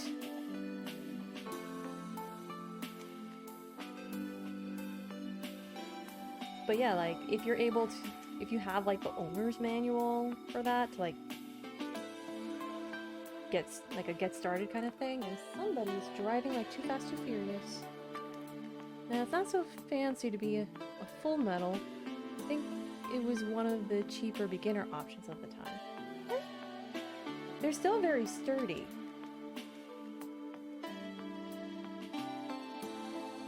But again, I have not worked with those. No! Oh man, that sucks. Like the older singers, those things were chunk.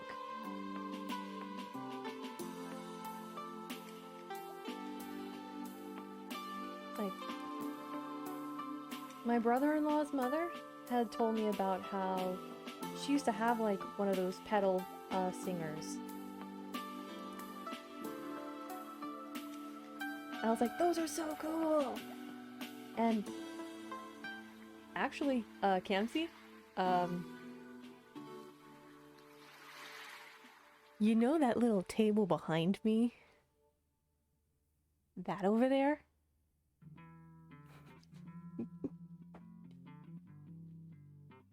That's a 1940 Singer sewing machine.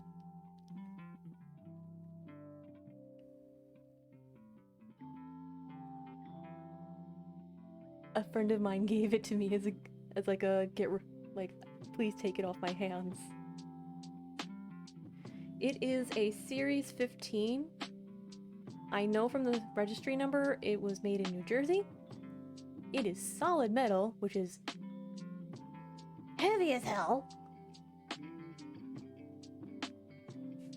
But oh boy. They did, actually, because they have another cabinet. They also have the pedal singer cabinet. Because my friend's husband would drive around town, and this was like the area, this is an area where people's trash is actually worth something. Like, he would come home with broken sewing machines, go to the repair shop and fix them up. I know. So they totally do know what they were parting with because they have another cabinet. They also have a ton of spinning wheels and a loom. So I was tempted to get the treadle, but the cabinet was too big. So that over there is what I was willing to come with. Yeah. But it works very well. I got it for free, but I paid like $91 if you include the tax to get it like maintenance.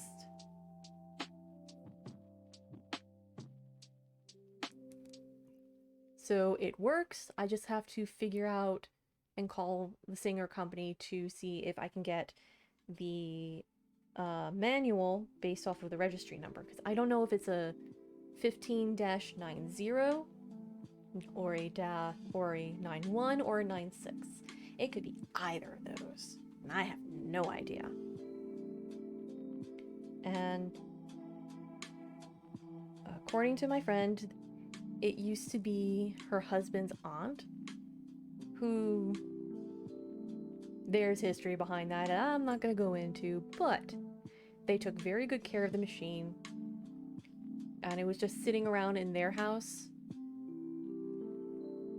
not being used, and mostly just being used as like a place to put all the booze on top.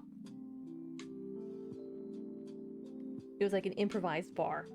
So I now have it. It is now both sewing machine and workstation for when I want to like stand up, look out the window, do some small fabric cutting or marking or whatever. And if I'm sitting in the nice comfy chair behind me, it's an end table. So it's versatile. But yeah, like losing a family heirloom like that, like the treadle machine, that is heartbreaking.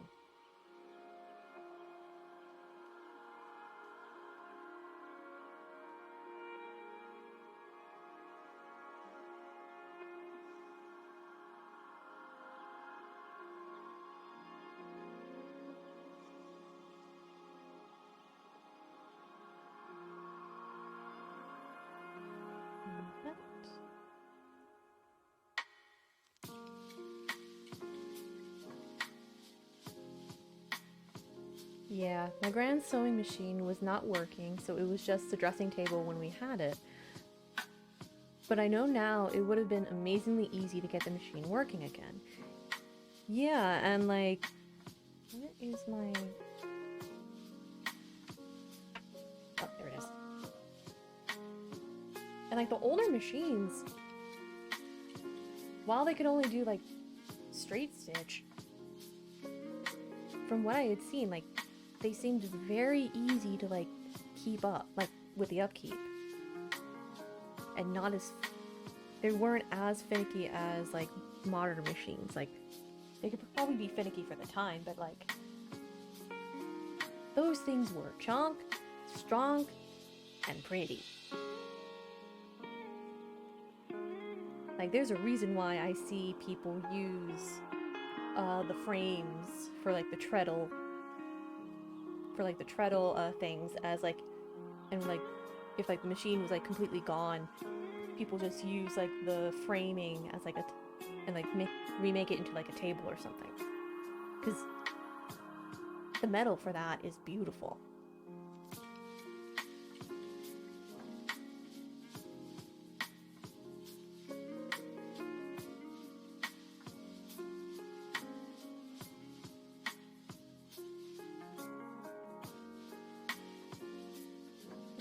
If I had the means and space, I would totally look into like getting a treadle.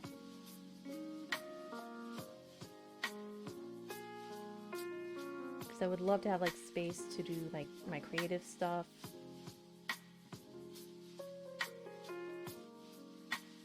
Like I am tempted as hell to do like in the US there are like the sheds, like the bigger sheds for your backyard. Like they can be big enough where you can make your own like cave, like fan cave or she shed or whatever the hell you want to call it. Something like that, but like as a little creative space where you go in, you do your stuff, and it stays there. That to me is very appealing.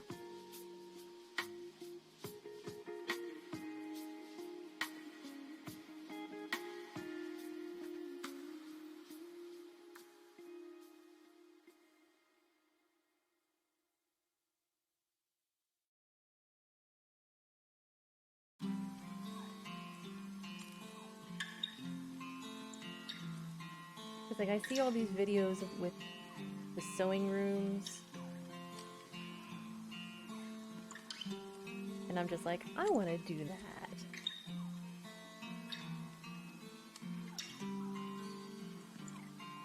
Or like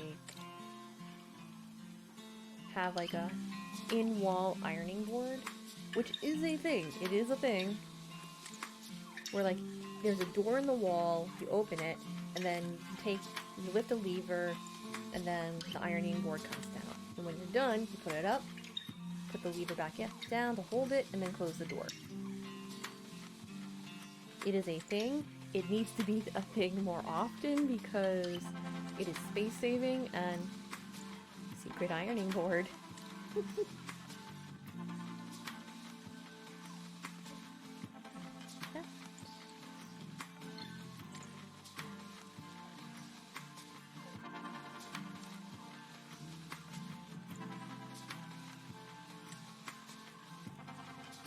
And I've told my mother, like, look, if and when we move, I want to install one in the future house because it is so cool. It is something I grew up with.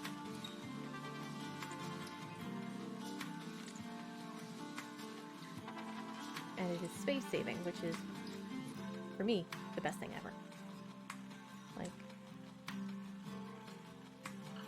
one house, I don't remember how far back it was. I know it was pre-pandemic. But we went to an open house. Like, that was pretty close to where my sister lives. And the house got sold really quickly. But the cool part was, in one room, the dresser drawers were built into the wall. Like, not like a built-in cabinet, like those built-ins you see on TV, but literally. So, here's the wall. Like, I don't know how they did it, but they built it so there were dresser drawers in the wall. And you can open it up and then close it back. I thought that was genius. Like, I thought that was so smart. Right? It was so cool. And like, some people who were like at the open house, they were like, oh, that's gotta go. And I'm like, what are you talking about? And my full Long Islander accent's gonna come out on this, but it's like, what are you talking about? That is smart. That is so smart.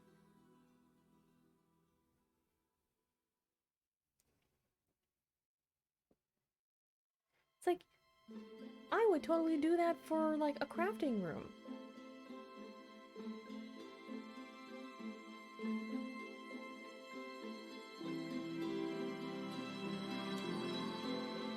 Like, oh, we're gonna need, a dresser for all this. It's like, nah, I'm good. Open it up from the wall and be like, ha ha ha.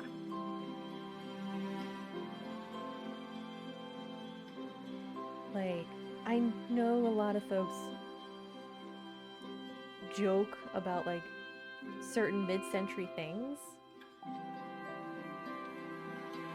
but god damn did they know how to do design.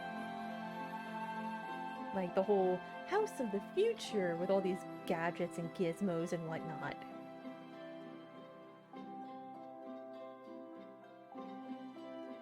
Like, I love the idea of, like, transformer, like, things transforming into something else.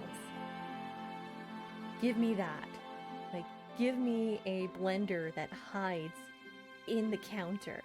You just push a button and then boop, comes out.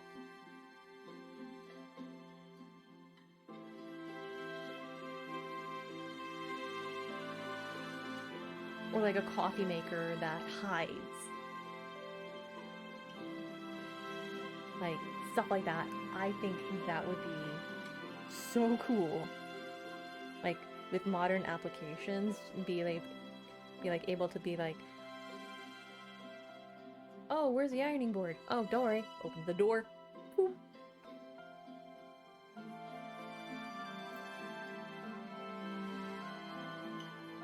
And I'm just like, we need this for the next house because, yes. Like, my requirements are there must be a fireplace or a wood-burning stove.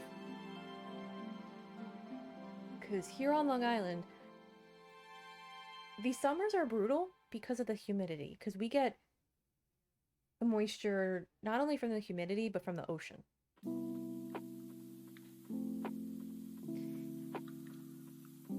And the winters, when they get cold, they get cold. Like, flashing back to when Hurricane Sandy hit, and we lost power. My mother and I were using the wood-burning stove to not only, like, keep ourselves warm, but we also we cooked on it. Like, there was a griddle on the top. Definitely makes things neater in a way. To have things hidden or designed to be seamless. Yes, I would love that. Like, I love the idea of blending in, like, you have like a trash bin. It's hidden in the counters. Or blend in your refrigerator with everything else, with like the rest of your cabinets. I think that's pretty cool.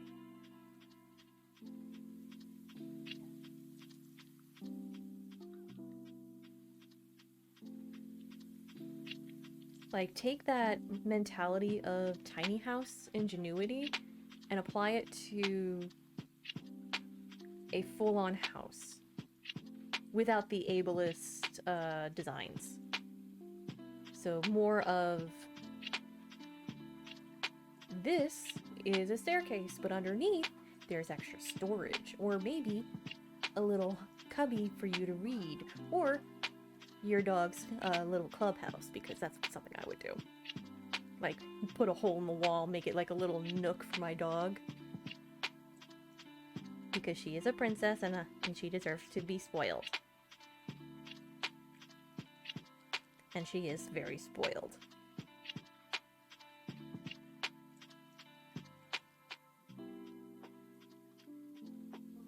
Or even better, there's this like type of light, or like a skylight,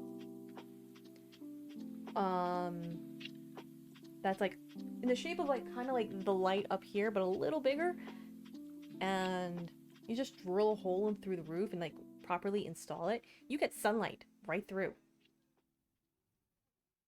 The one house where I dog sat at installed it in their bathroom. So during the day, it is bright in there, and I constantly forgot that I didn't have to turn on lights. I kept forgetting that. Oh wait, I didn't turn on any lights. This is pretty cool. Pupper nook under the stairs would be perfect. I know. Like put her pillow under there and be like, okay, this is where you go to sleep. Or this is where you go to chill out.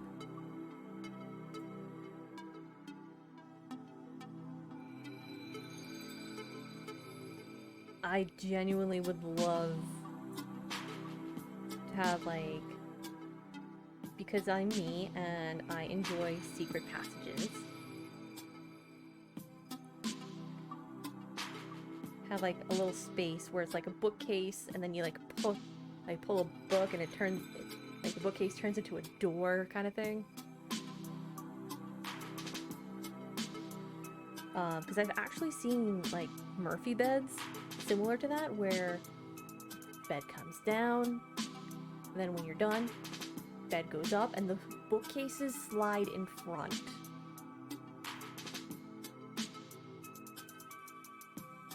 I love that.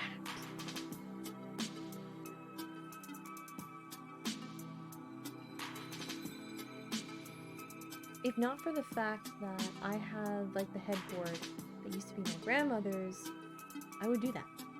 Or just turn that headboard into something else, like a desk.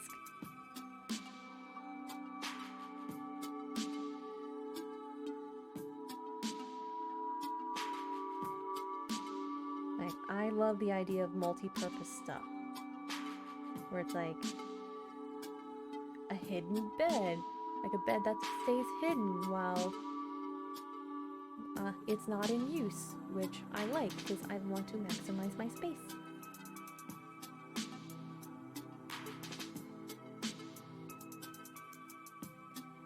And or just make a sewing table out of a couple of dressers and then just have a giant block of wood.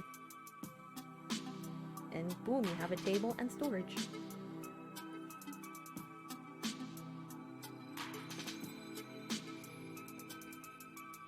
Because honestly,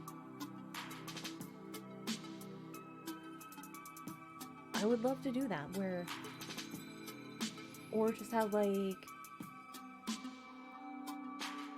I would love to have again, like in a future room, the floating bookshelves that I used to have on this wall. Because this used to be my room, like my bedroom, since 19 something. Way back in the annals of time and space. Since I was wee. But like, the bookcase was solid wood, and my dad bolted it to the wall, and it used to be the bottom half of a bunk bed that my sister and I used to share.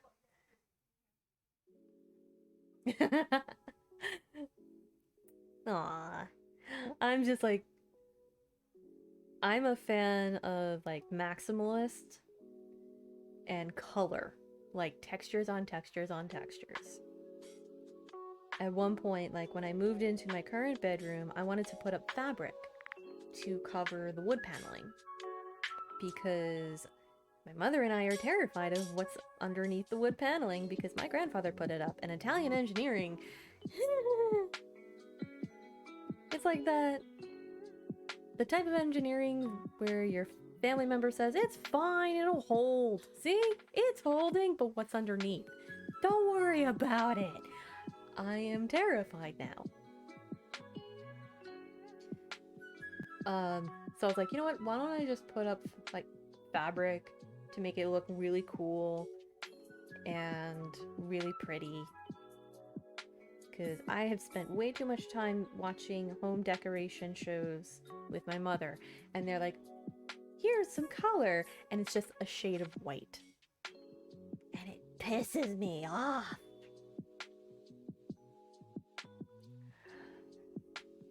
I don't really know what my aesthetic is, but I just like functional space that is also accommodating and disability friendly. Yes.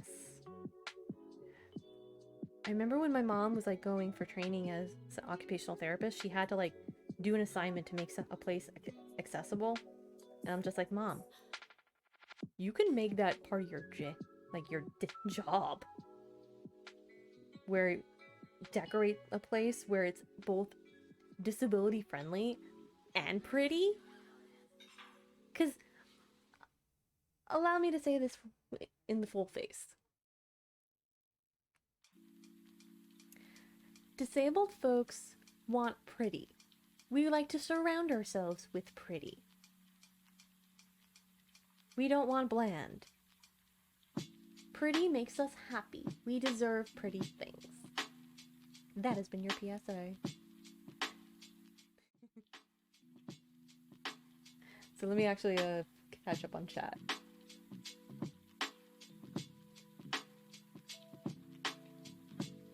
Like, I know I want my next home to have a seat in the shower and room for a wheelchair. I also favor dark woods to light woods. Oh yeah, that's pretty cool. And I've actually seen, like, showers that have, like, a built-in bench. Like, somebody on Twitter had posted a photo of their shower that they got renovated. It had, like, beautiful tile, and then, like, little grips, like those little grippy thingies that look like stars and flowers. Everybody in that thread wanted to know where they got that. So, like, for me, I'm just like, I would love to have a shower that has a seat in it. Like Kamsi said, like, a bench where I can sit down in case if my niece decide to say, fuck you, you're not doing anything today. And built-in grip. And as for, like, tubs, I would love to see beautiful handles that are easy to grip, but also beautiful. Like, make it pretty. We deserve pretty.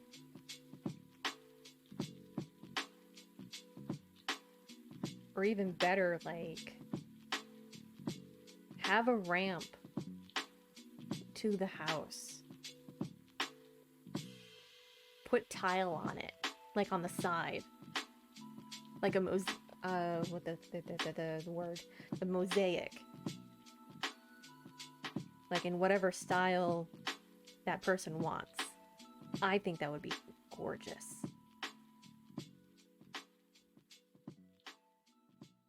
And I have seen that happen. Like, I've seen that in IRL, and it's pretty. Like, for me, I would love to, like, recreate the mosaic from old school Penn Station, rest in peace. Because those were pretty, and to me, that reminded me of the city. That was basically the thing you saw and the thing you said, okay, meet me by the mosaic. They tore that down to put it in an escalator. Penn Station should not be that bright. It was always dirty, it was always dingy. It's now gentrified. I don't care who says otherwise, it was gentrified. They could have done something else.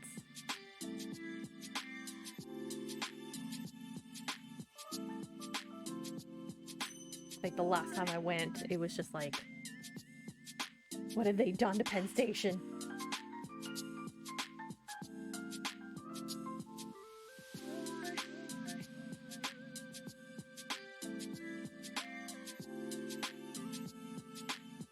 But yeah, like, my style is very much a lots of textures, lots of color. And dimmable lights. Like having a light dimmer for, like, your ceiling light. Because apparently there are light switches that, if they're compatible with the light you use, you can have a dimmer. And I'm like, oh, I want that. And there are days where I don't feel like having bright lights. And dimmers are great. And they are magical. We're just having like a remote controlled light that like changes color.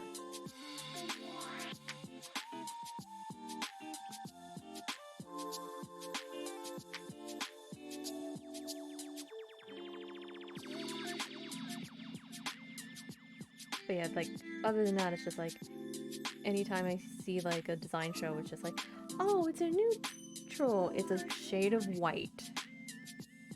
They're like, it's a pop of color. No, that's ecru. And while ecru can be a very pretty color, especially for like nice dresses, you really want white in your kitchen.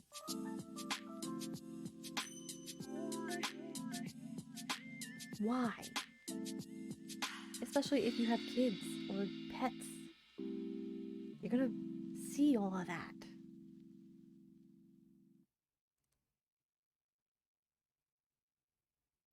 And I don't know, like, because I grew up with like natural wood and whatnot, so that's like my thing.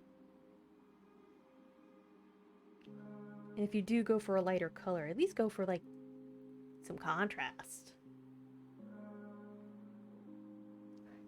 Like, I personally would like a dark countertop if you're gonna go for like a light cabinet.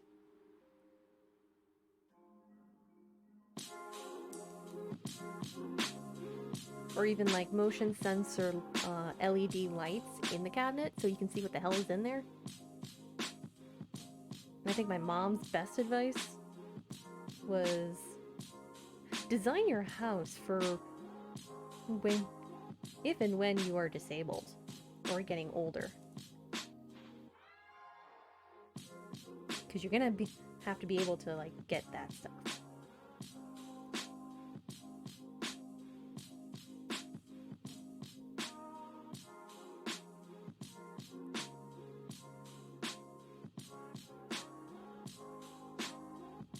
There we go. Ooh, we're on the home stretch. Yay!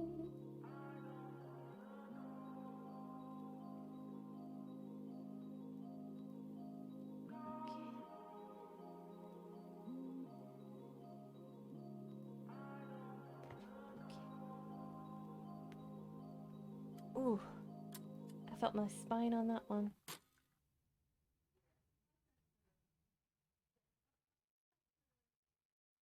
But I figure once I get the waistband sewn on here,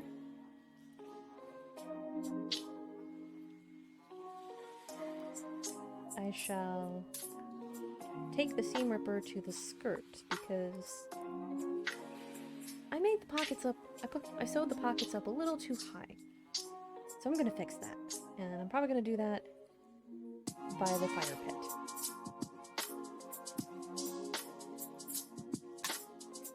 I think it'll be cool enough to be able to warrant that.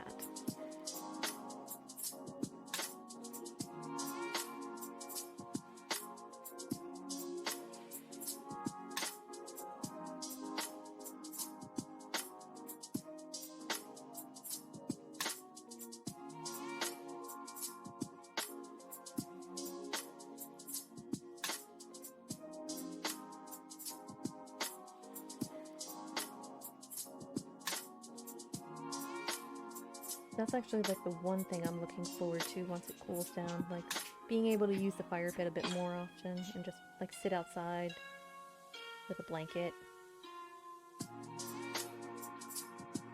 and turn myself into a blanket burrito.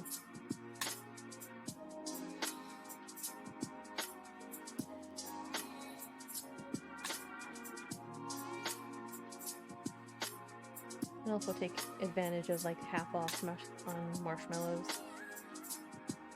and s'mores kits.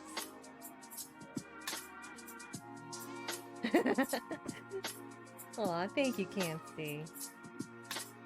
I'm just more of that person who's like, I have no idea what my exact aesthetic is, but apparently people think I have one. I just have very strong opinions on design shows.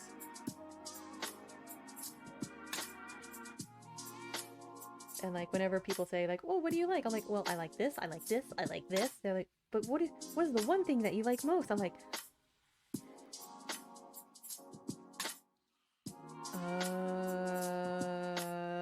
I don't know.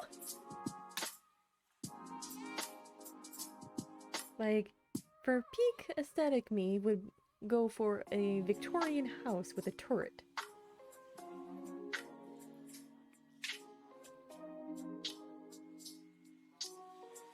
Or like this one house here on Long Island. I won't say exactly where, just for the safety and privacy of the homeowner. It's a beautiful house. I think it's colonial style, and it's in the middle of the woods. Like, there's a road to go to the North Shore, and it's surrounded by trees. I think you have an assortment of different themes. But if you were given a card to charge with no limit...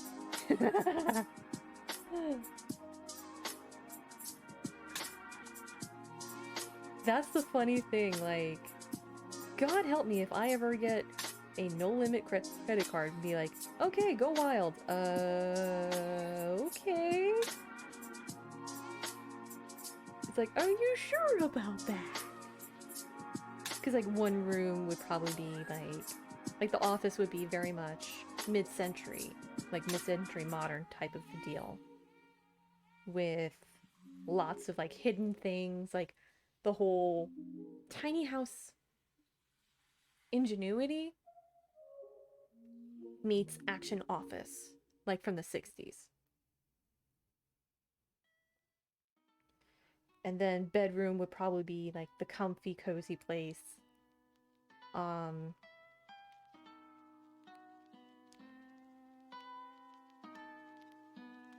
Like dream house would be very much a assortment of things.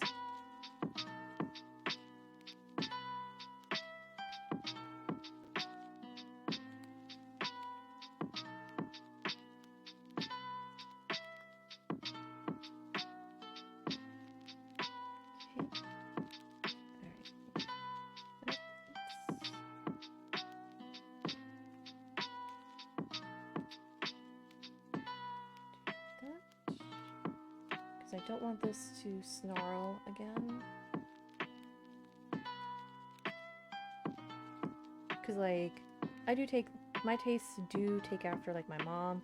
Like, I like stainless steel for, like, a fridge that's easy to clean. But I also like enamel for the stove.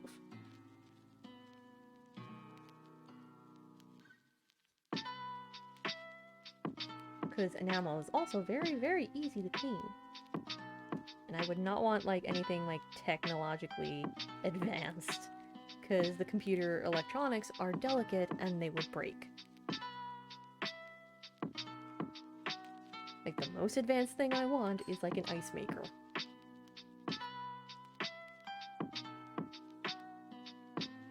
Like, even in my own bedroom, the only smart thing that's in there is my phone at times, and the TV.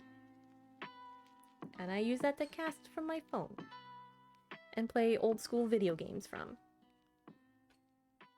Because my PS1 still works. And the games are still good. The discs have not yet deteriorated.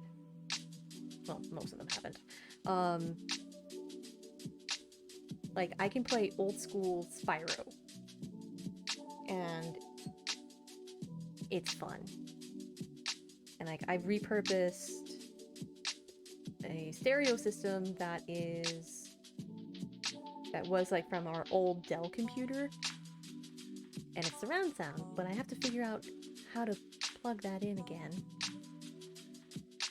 I think my aesthetic might fall a little on the modern minimalism, but the main aim is function and form, with room for decoration and furniture to create a dynamic. I think that's pretty cool. Yeah, like, there's not a lot of clutter, but like just enough for like knickknacks and whatnot.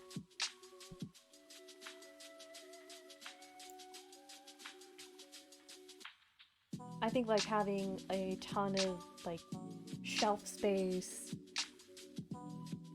where it's just like shelf for books, shelf for nerd shit, shelf for the fancy things that nobody's allowed to touch. Or the more important one, if you partake in the booze, shelf to show off your booze and to reach for the booze. Like, I know there's like servers where there's like a built-in wine rack in there, so I think that's pretty cool.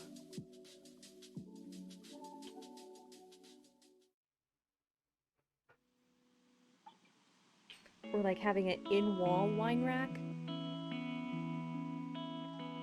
where you open a door and be like, here is all the wine I partake in. Or here is all of the drinks that I partake in.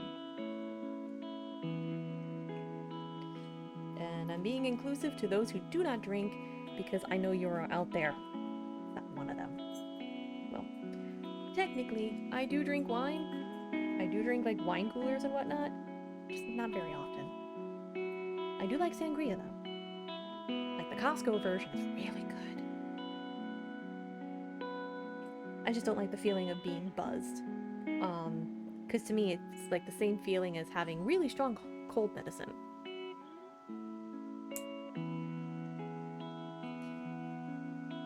Lots of storage space, yeah. Especially shelves that can store things neatly without me needing to put in massive effort. Large tiles are just waterproofed walls, so cleaning doesn't involve scrubbing or grouting or corners. Space to move without bumping into things. Heavy woods that can bear weight. Hi, Lexi. What are you crying about? Come here. Would you like to say hello? We are being graced by the pupper who has not been licking her hotspot. Good girl. Who was a good girl? Did you just want scritches of attention?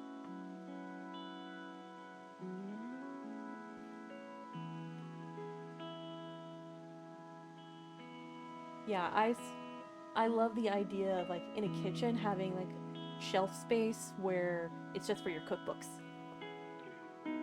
I love that idea where it's just like a nook, like a combination nook where you sit down and then you look up, it's like, oh, all the room for all the bookshelves, like for all the cookbooks that I currently own, because I have quite a bit. I spent my college years at bookstores and buying a lot of books, a lot of books. So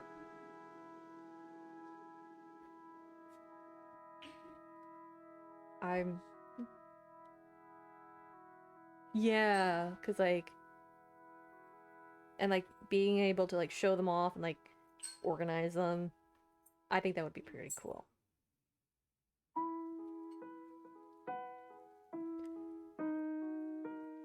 And I love the idea of having built-ins where, again, like having like the lights inside the cabinets, so when you open it, it's motion sensor and it lights up so you can see what the hell you're looking at. And one thing that I especially love, because my aunt and uncle used to have, in their original house, had this, like speakers built into the ceiling. So if you were listening to the radio, you could hear it all throughout, which is great for parties. And this was pre-pandemic, so they used to host a lot of parties. So I like the idea of just having like in the ceiling like speakers for like if you're working on something. And you can control the volume.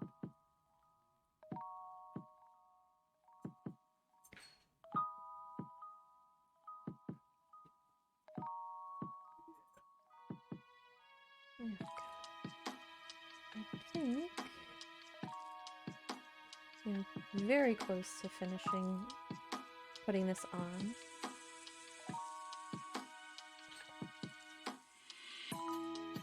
And so far, knocking on wood, I've only stabbed myself once. Ish.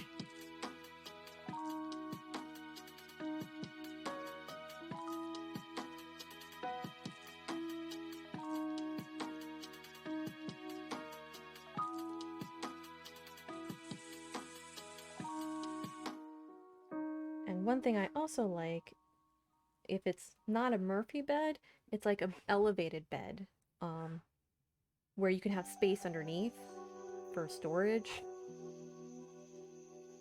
Bearing in mind, like, not everyone's able to have something like that,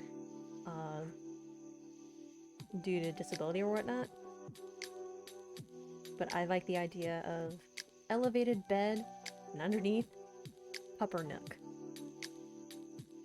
How cute would that be? Like drawers, or just like a little space for my dog to like walk in, fall asleep, where I can just put her pillow down there.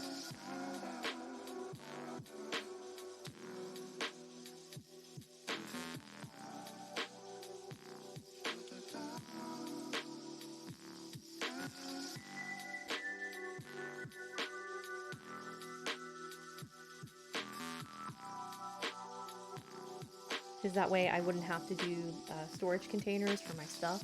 And I can be like, pull out. Oh, that's all my stuff. Okay, cool. Put it back in. I like the idea of having a crap ton of storage. And a lot of organization to it, too. Like, Mom and I are planning on getting me a closet organizer system.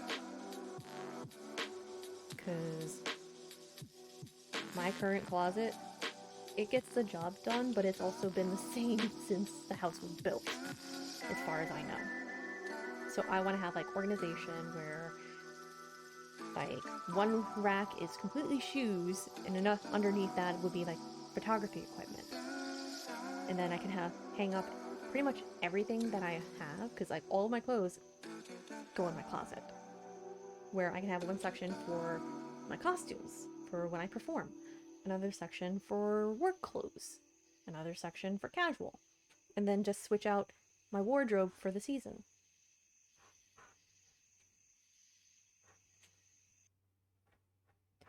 Also, motion detecting lights. For the same reason of, so I know what the hell I'm looking at.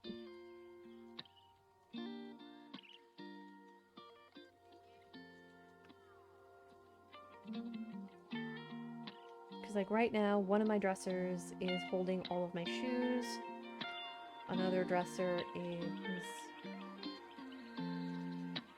holding equipment, sewing patterns, fabric. So I want to like be able to like switch things up and reorganize. That way things can be better organized and be able to just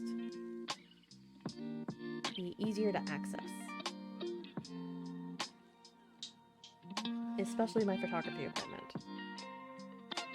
Because in order to get my lights, that means going to the top of the closet, hoping and praying nothing hits me in the head.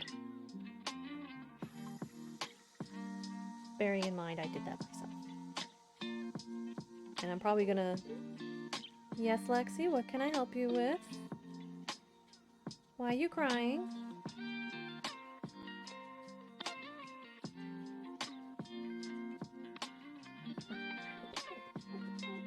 No worries, Kamsi. Can I help you? Alright. Do you want to go outside? Alright, so... Oh no! Run away, Thimble! Run away, Thimble! I will be right back. Somebody needs to go OUT. So, take care of yourselves.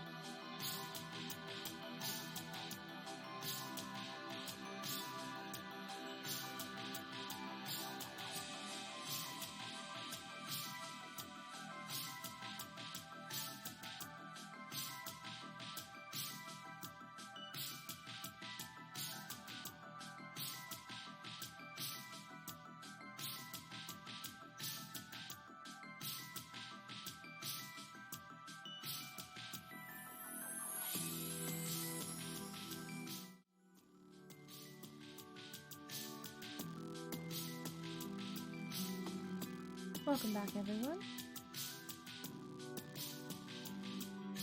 Okay, so pretty much on the home stretch for this.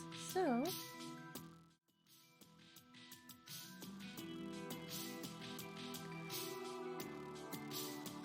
I think I will call it while I am ahead, because I do feel my voice starting to go, and Mama Shears needs some help outside. So let me actually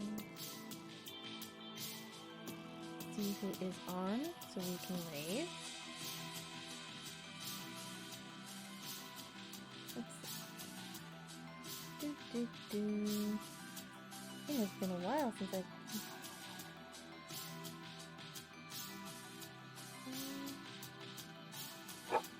You know what? I haven't raided him in a while, so we're gonna go over to Stephen Joyce. Stephen is currently playing The Wandering Village. It is a very charming game. And pronouns he, him. He's a very sweet man. I love his stuff. Good quality people. I highly recommend, especially if you like tea and tiny hats. So we're gonna go raid Stephen Joyce. Hopefully my raid call works this time. Raid.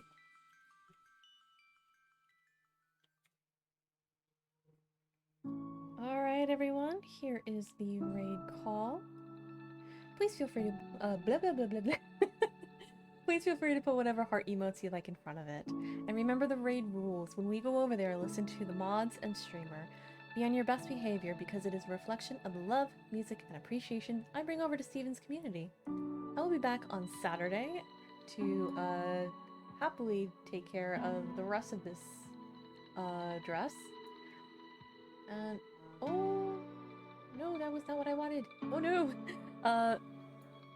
I'll be back on Saturday and hopefully finishing this dress in time for October. Thank you all so much for coming by, for chatting, for lurking, for sharing this wonderful stream and the chill vibes that I've been trying to get back into. So, thank you all so much. I really appreciate it. And remember, hey, you're doing good. Don't worry about it. Now go make some noise for Steven. Bye-bye!